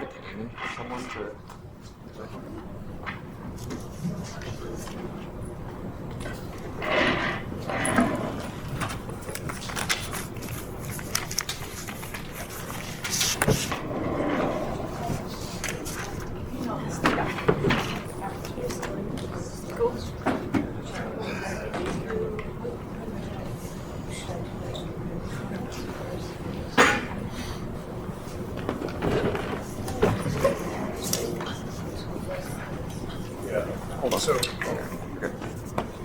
yeah, Madam Chair, just to note, we had changed the new business to go A, B, audience participation, C, review adjudication challenge. So we either need to change that agenda back or call for audience participation at present. The audience participation was voted to go between C and D. I put my arrow in the wrong place, and I apologize for taking the. No problem. Confusion happens. From experience. Okay, so we have an example of the ballot that I was looking at. This voter voted for a candidate for mayor and struck through everyone else. They voted for a candidate for one of the school board seats and crossed through two. Okay.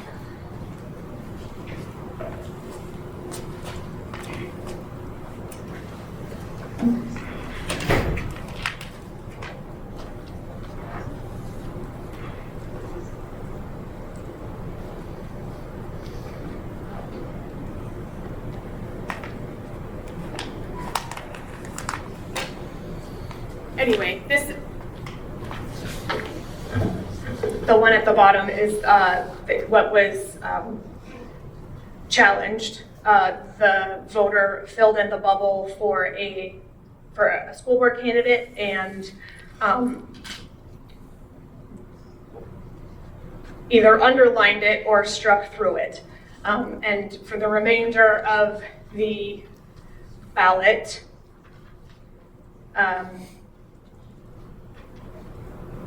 all of the yeses were struck through. And so I adjudicated the school board seat G as the candidate being struck through, and the candidate was, the voter didn't intend to vote on that, but the observer challenged that and believed that the candidate's name was being underlined. And so I just wanted to show you so that you could let me know if you believe that this voter, where they nowhere else underlined anybody's name, intended to underline, or if they intended to strike through and just their aim was a little bit off.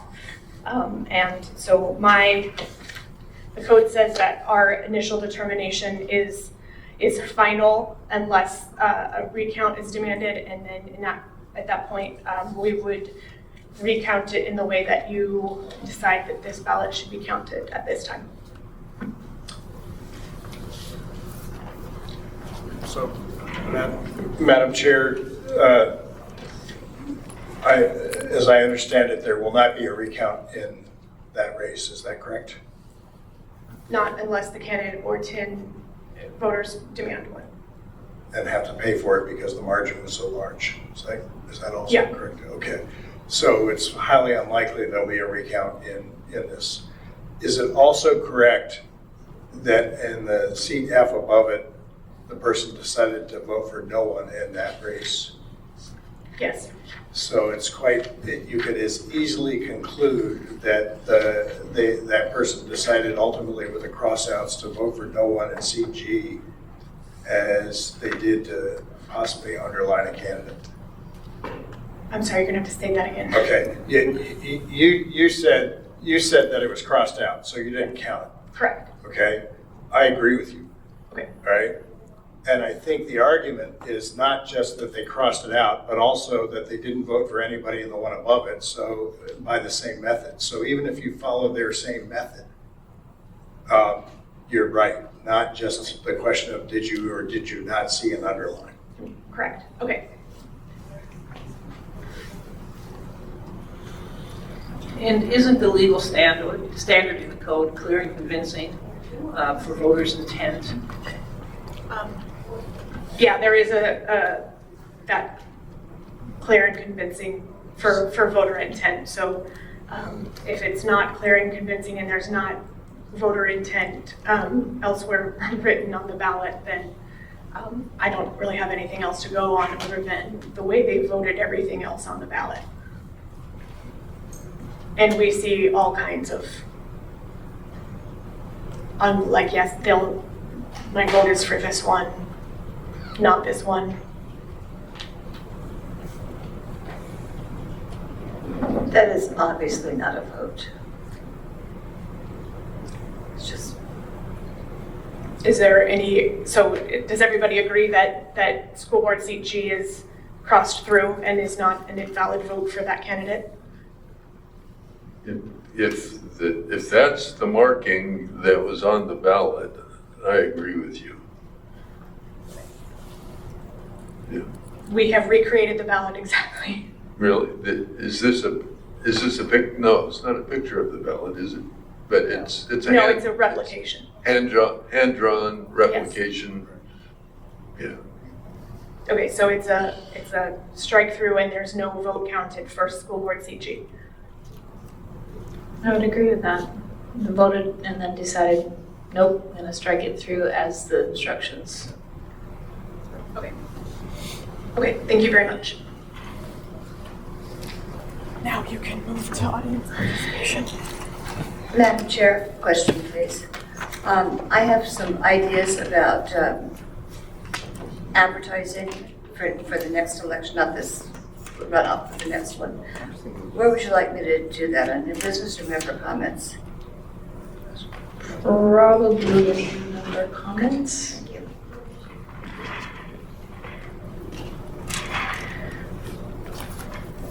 Okay, so is that the only adjudication challenge that we were to discuss? Okay, so we are now to... Actually, Madam Chair, just a quick question. This memo that was received, challenge to ballot cast by the voter himself, is that technically a challenge to our voting? So this item C was adjudication challenge, and that was adjudication. And this is, as I mentioned before, Right. this item So- was received after the agenda had been So published. this goes to the assembly, not to us.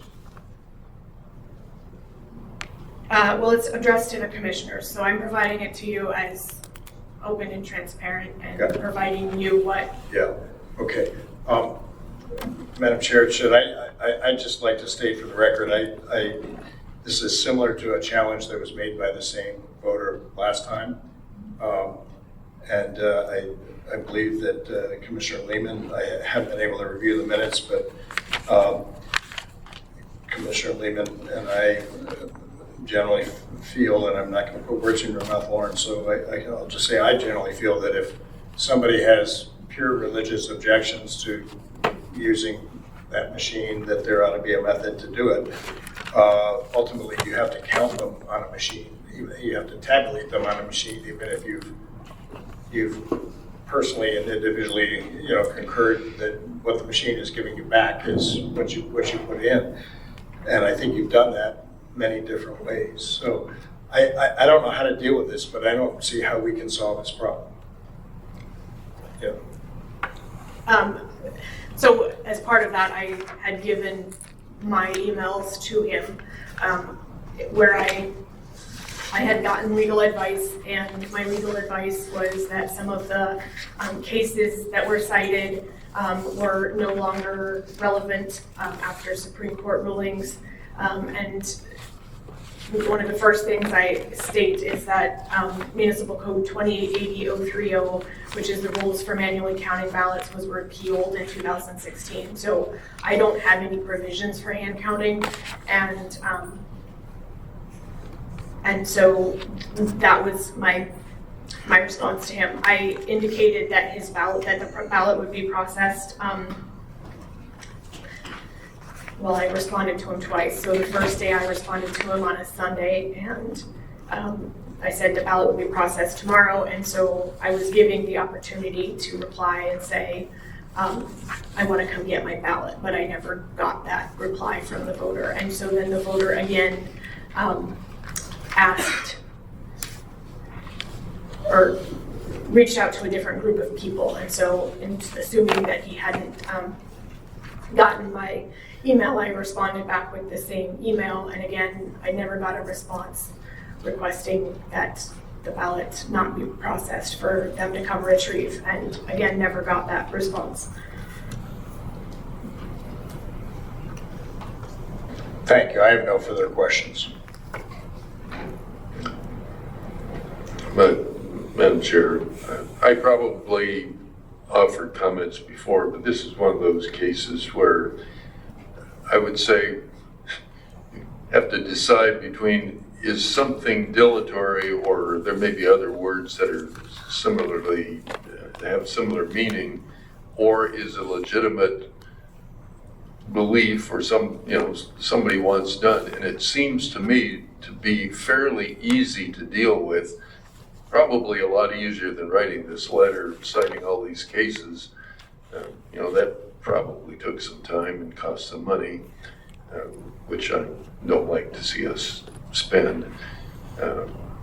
I could anticipate right now there might be 1 to 6 people who might think the same way, and if it stays down at a small number like that, I think it's fairly easy to hand count and add the numbers in and deal with it that way. If it ever gets to 20,000, that would be, I think, a mistake, to go that way. And if there's some way to limit it and say, if there's fewer than 100, then we'll hand count them, but if it's more than that, we'll run them through the machine and count them that way. And I just look at how can we accommodate somebody in a way that's easier than getting all tied up in the legal system and spending a whole bunch of other time. And that's kind of where I am. I try to look at, okay, can you really look at somebody's heart and say, what are they really trying to accomplish? I don't know that we can ever fully understand that, but that's kind of why I look for a simple way to exit out of this do loop. And through the chair, I would just, the concerns that I have are that the results that we print out of the tabulation system are printed out of the tabulation system. If I was to start hand counting because I'm not running through an electronic voting system, I'm gonna have to start making Excel spreadsheets. And I don't object to making Excel spreadsheets, but are the voters going to trust my Excel spreadsheets over the database, over the results printed? And then, so that's one of my biggest concerns. And then my other biggest concern is that we start getting hundreds to where we can't, we don't have the ability to process them. Yeah. I agree with you on the hundreds. If it's a handful, then I just think there's an easier way to deal with it. And what I would do is tell you to come up with the numbers, and then we, commission, would direct you to count these 6 and add those numbers to your other production, and that would be it. could just do it by motion and, we can direct you or order you to do it, just like, we did with, well, I guess we didn't do it, but with 2 votes, we look at it and say, yeah, make dip, that's it. So just trying to make your job as easier if we can. That's kind of what I'm looking for, is how can we just get out of this cycle? Madam Chair, one thing that you said, you don't have a provision for hand counting ballots, but you probably do have a provision for a spoiled ballot, where you make a facsimile, if you can make a facsimile from it, if it rains on a ballot, or if something happens to a ballot in the mail, it gets torn up partially and you can't feed it into your feeder, I guess is the best way to put it. And at least I know that we make facsimile. When I was a state official, we made facsimile ballots from faxed in ballots, as an example. Right, and then we still run them through the system? Right. And, theoretically, you could offer somebody the right to, we'll make a facsimile of your ballot then for the tabulation, but your ballot will not, and in that case, you can confirm that ballot, or that stack of 10 ballots, you might combine it with 10 others that you run, so you're not knowing whose is whose. And that can be your procedure for a spoiled ballot. And I'm sure you've got other ways to protect the privacy of a voter of a spoiled ballot, unless it's the very last one. So it may well be that the instruction, or back to Dustin, is if you want this, why don't you tear your ballot right here and it won't go into the machine, and just leave it at that. I guess I read a little bit too into it, that he didn't want his vote counted that way, so. There's a difference between counting and reporting a tabulation of results. All right, For God's sakes. all right. So there's other public here. Do you want to ask if other public comment? All right. And the audience who was bringing up this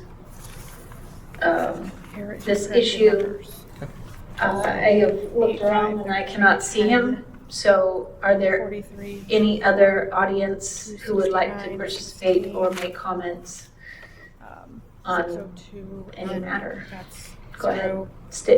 Just come up to the table, push the button, state your name for the record, and you have Mr. Darden. Sorry. 1 second. Do we have a time limit on this part? 3 minutes. All right. Yes. You will have 3 minutes That they just did. Right, okay. to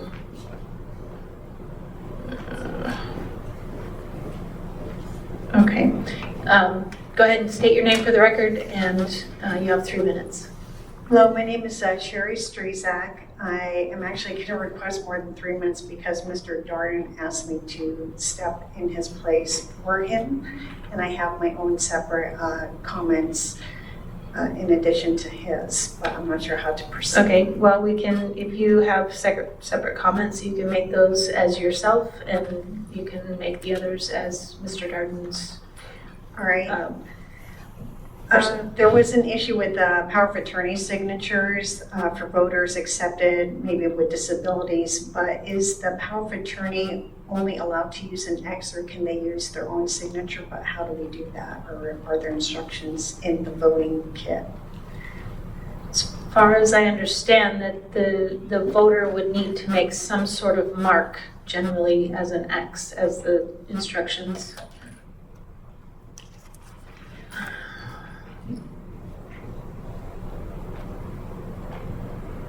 If you are unable to write your signature, make a mark in the voter's signature area above and have your mark witnessed and signed below. So if it was a power of attorney situation, as we actually discussed and accepted some other power of attorney, if there's an X, then the power of attorney person would be the witness.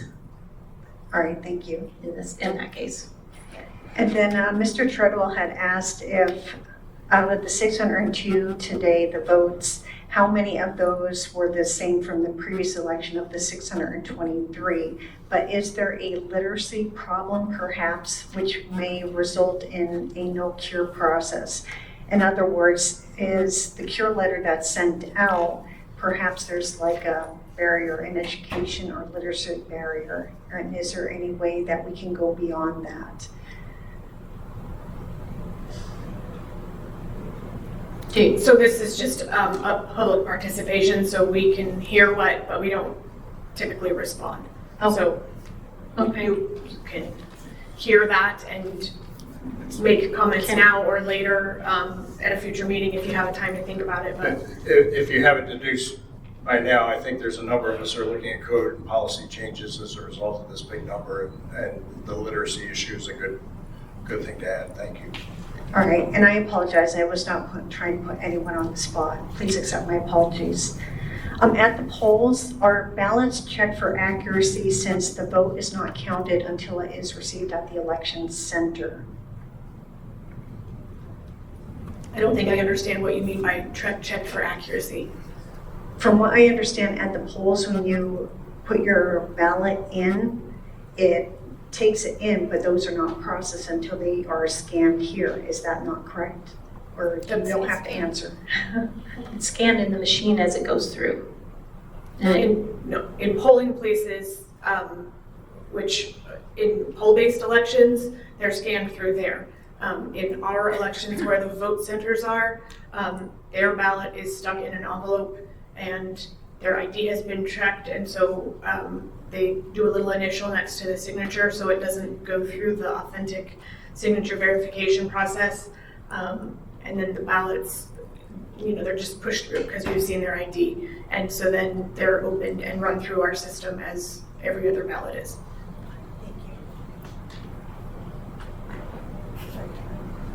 Yeah, good. Sorry, it turned off, sorry. It's fine. Are procedures in place to cure for those who can't cure? Well, we already discussed that, disregard that. In regards to Mr. Darden's, I think we went over that quite well. And I just wanted to thank the commission for their due diligence in accepting as many ballots as possible. And thank you to our election staff employees as well too for their due diligence. And that's all that I had. Did you have, is that both? Well, Mr. Darden wanted me to read what he had submitted, but Each of the commissioners got a copy of all the papers that were submitted by Mr. Darden and the responses by the municipality. So, I think I have reviewed them as I've been sitting here. So. And I agree. That's why I thank the commission and the staff, because I think you all put in the due diligence to really discuss that. So that's why I was opting not to read it. Thank you. Thank you. Is there any other members of the audience who have comments, concerns, questions?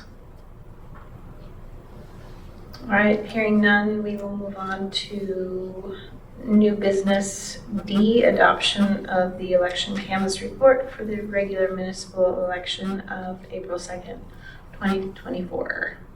So moved. Second. All right, Commissioner Nolan moves and Commissioner Treadwell seconds the adoption of the election canvass report for the regular municipal election of April 2nd, 2024. Are there any objections? Hearing none, the commission has adopted the election canvass report. Okay, and Mr. Northrup is putting all of the correct numbers into the document, and so he'll have that. We typically take a little recess here so that we can do that, so he's working on that. So once we are done with that, we'll have you sign it. So you can either take a quick recess or you can move on to member comments and then sign it before you adjourn. Okay, I think we'll keep on going and then we can revisit once it's printed. We're now down to number 6, member comments. Are there any commissioner members who have comments, questions, concerns? Well, first, I will say it's good to have Kay Nolan here as a member, and I think we're still missing the 5th member, and encourage the mayor and the assembly to act on those and get us a full commission, so I appreciate that. The other is that we had a lot of discussion today about, well, both the integrity of voting and transparency and simplicity perhaps to, just to make this whole process better. And I would encourage that. We want the public to feel good about how elections are run. Quite frankly, I'm not particularly a fan of mail-out ballots that haven't been requested by the voter, but that is the process the Assembly has given us, and with that process, I believe the implementation by staff has been good, and until that process is changed, which is not likely with this Assembly at least, that's what we have to live with, and so that's probably it for my comments. So, Madam Chair, I just want to reiterate for the record, we are rejecting close to 1,000 ballots today. Some of those ballots were rejected, a small number, because it was fairly obvious to us that they were voted by somebody who was not the person. But the largest number of ballots we rejected was no signature match on the ballot return envelope. In other words, people's signatures change. And if it doesn't match what's in the state database for what you might have put on your driver's license or something else, that ballot is being rejected. I know from looking at those ballots this time in the past, some of them are people I'm sure are legitimate voters. In fact, I'm sure almost all of them are legitimate voters.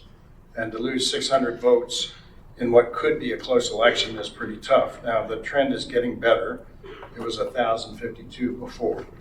The other thing that is bothersome is the number of people whose ballots we rejected because they didn't get the right postmark. And it's very important to go to the post office and make sure they hand cancel your ballot if you can. It means standing in line there as opposed to a polling booth. But if you're voting close to the election, you gotta get it postmarked. So those are 2 lessons that I know the Division of Elections, the election staff has worked hard to get the word out, but I think we should do our best to get the word out as commissioners, and I'm gonna try to, I would encourage you, Madam Chair, to do an op-ed for the paper that describes this, and I can help you write it, or we can all write it, but it's to us disappointing that we've got to reject close to 1,000 ballots because of these small ministerial things. 1,000 ballots in an election where you've got ballot propositions, mayoral candidates, assembly candidates, school board candidates who are in close races is very, very significant. Madam Chair, first of all, thank everyone for the gracious welcome. I really appreciate being welcomed into this august group. Thank you. I have a lot of ideas wandering around in my head, because I kind of do that, about advertising that would be in a form of education, PSAs, and mostly print. And I'm wondering how we can accomplish that for the next election. The things I jotted down were a QR code directing to the information that people are going to need, but a big bold notice: no envelope, your vote will not count. And no signature on envelope, your vote will not count. Because you would be slapping people in the face that you need to do this right. We need having that many bad ballots that we can't do anything with is extremely discouraging. I think, to me, the most gregarious, I can't talk. The worst problem was a selfie is not a form of ID. But things like that would get people's attention. And I think that's what we need to do, especially among, we've got a lot of busy people who are doing a lot of things. If we could grab their attention and make them think and get them to a QR code that would direct them to a simple guidelines, step-by-step guidelines of how to make your mail-in ballot count. I'd love to see how to do that. I don't know what kind of advertising budget is available in the department. I don't know how that would work. I'd be more than happy to work on ideas with it.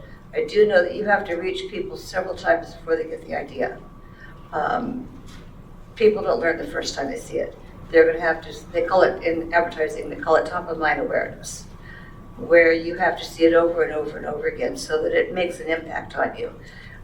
But by building something striking that grabs attention, perhaps we can turn some of these numbers around, because these are extremely discouraging numbers. Thank you.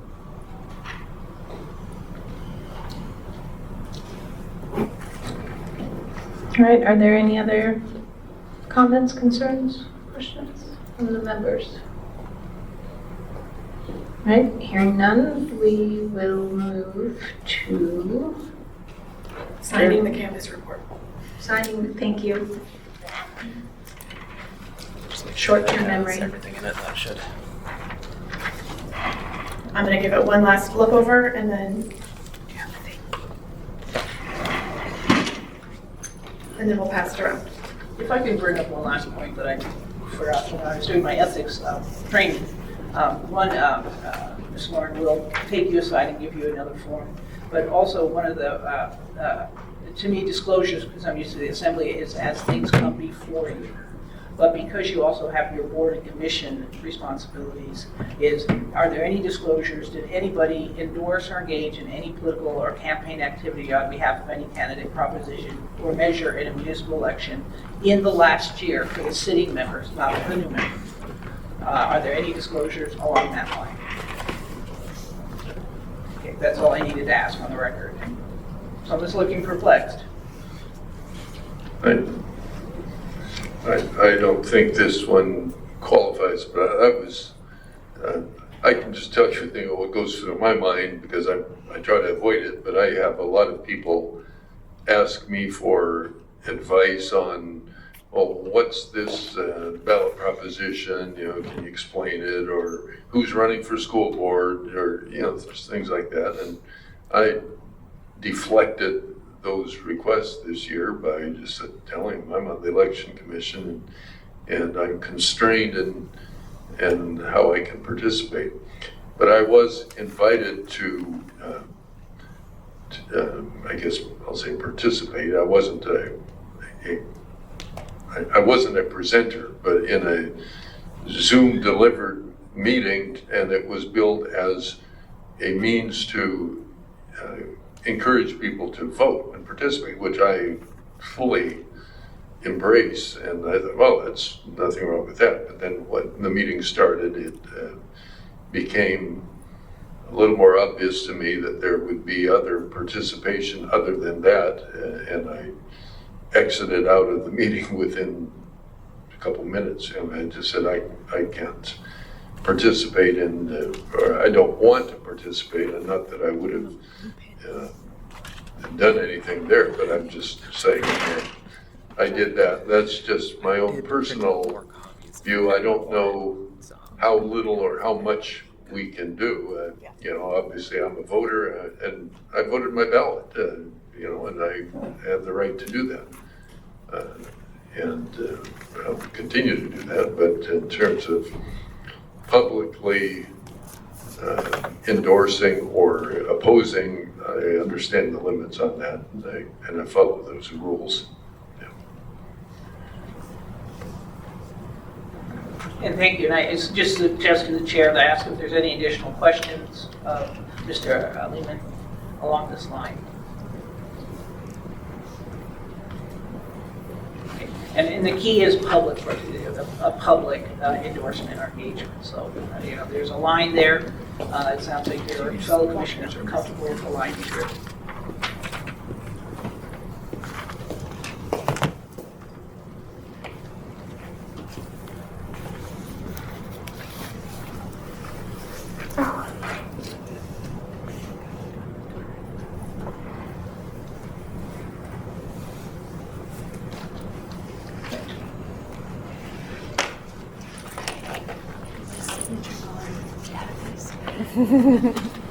Not this one.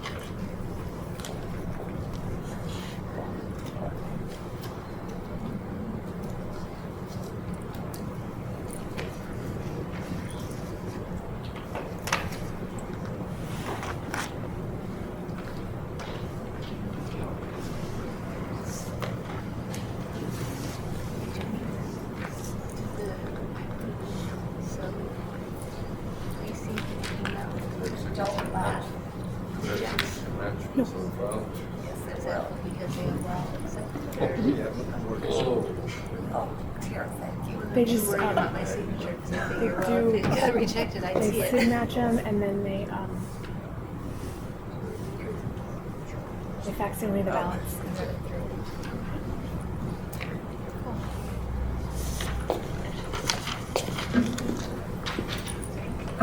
Okay, we're set to adjourn. All right. Request motion to adjourn this meeting. So moved. Second. All right, Commissioner Nolan moves, Treadwell seconds. Any objections? Hearing none. The time is 2:04 p.m., Tuesday, April 16th, and the Election Commission is adjourned.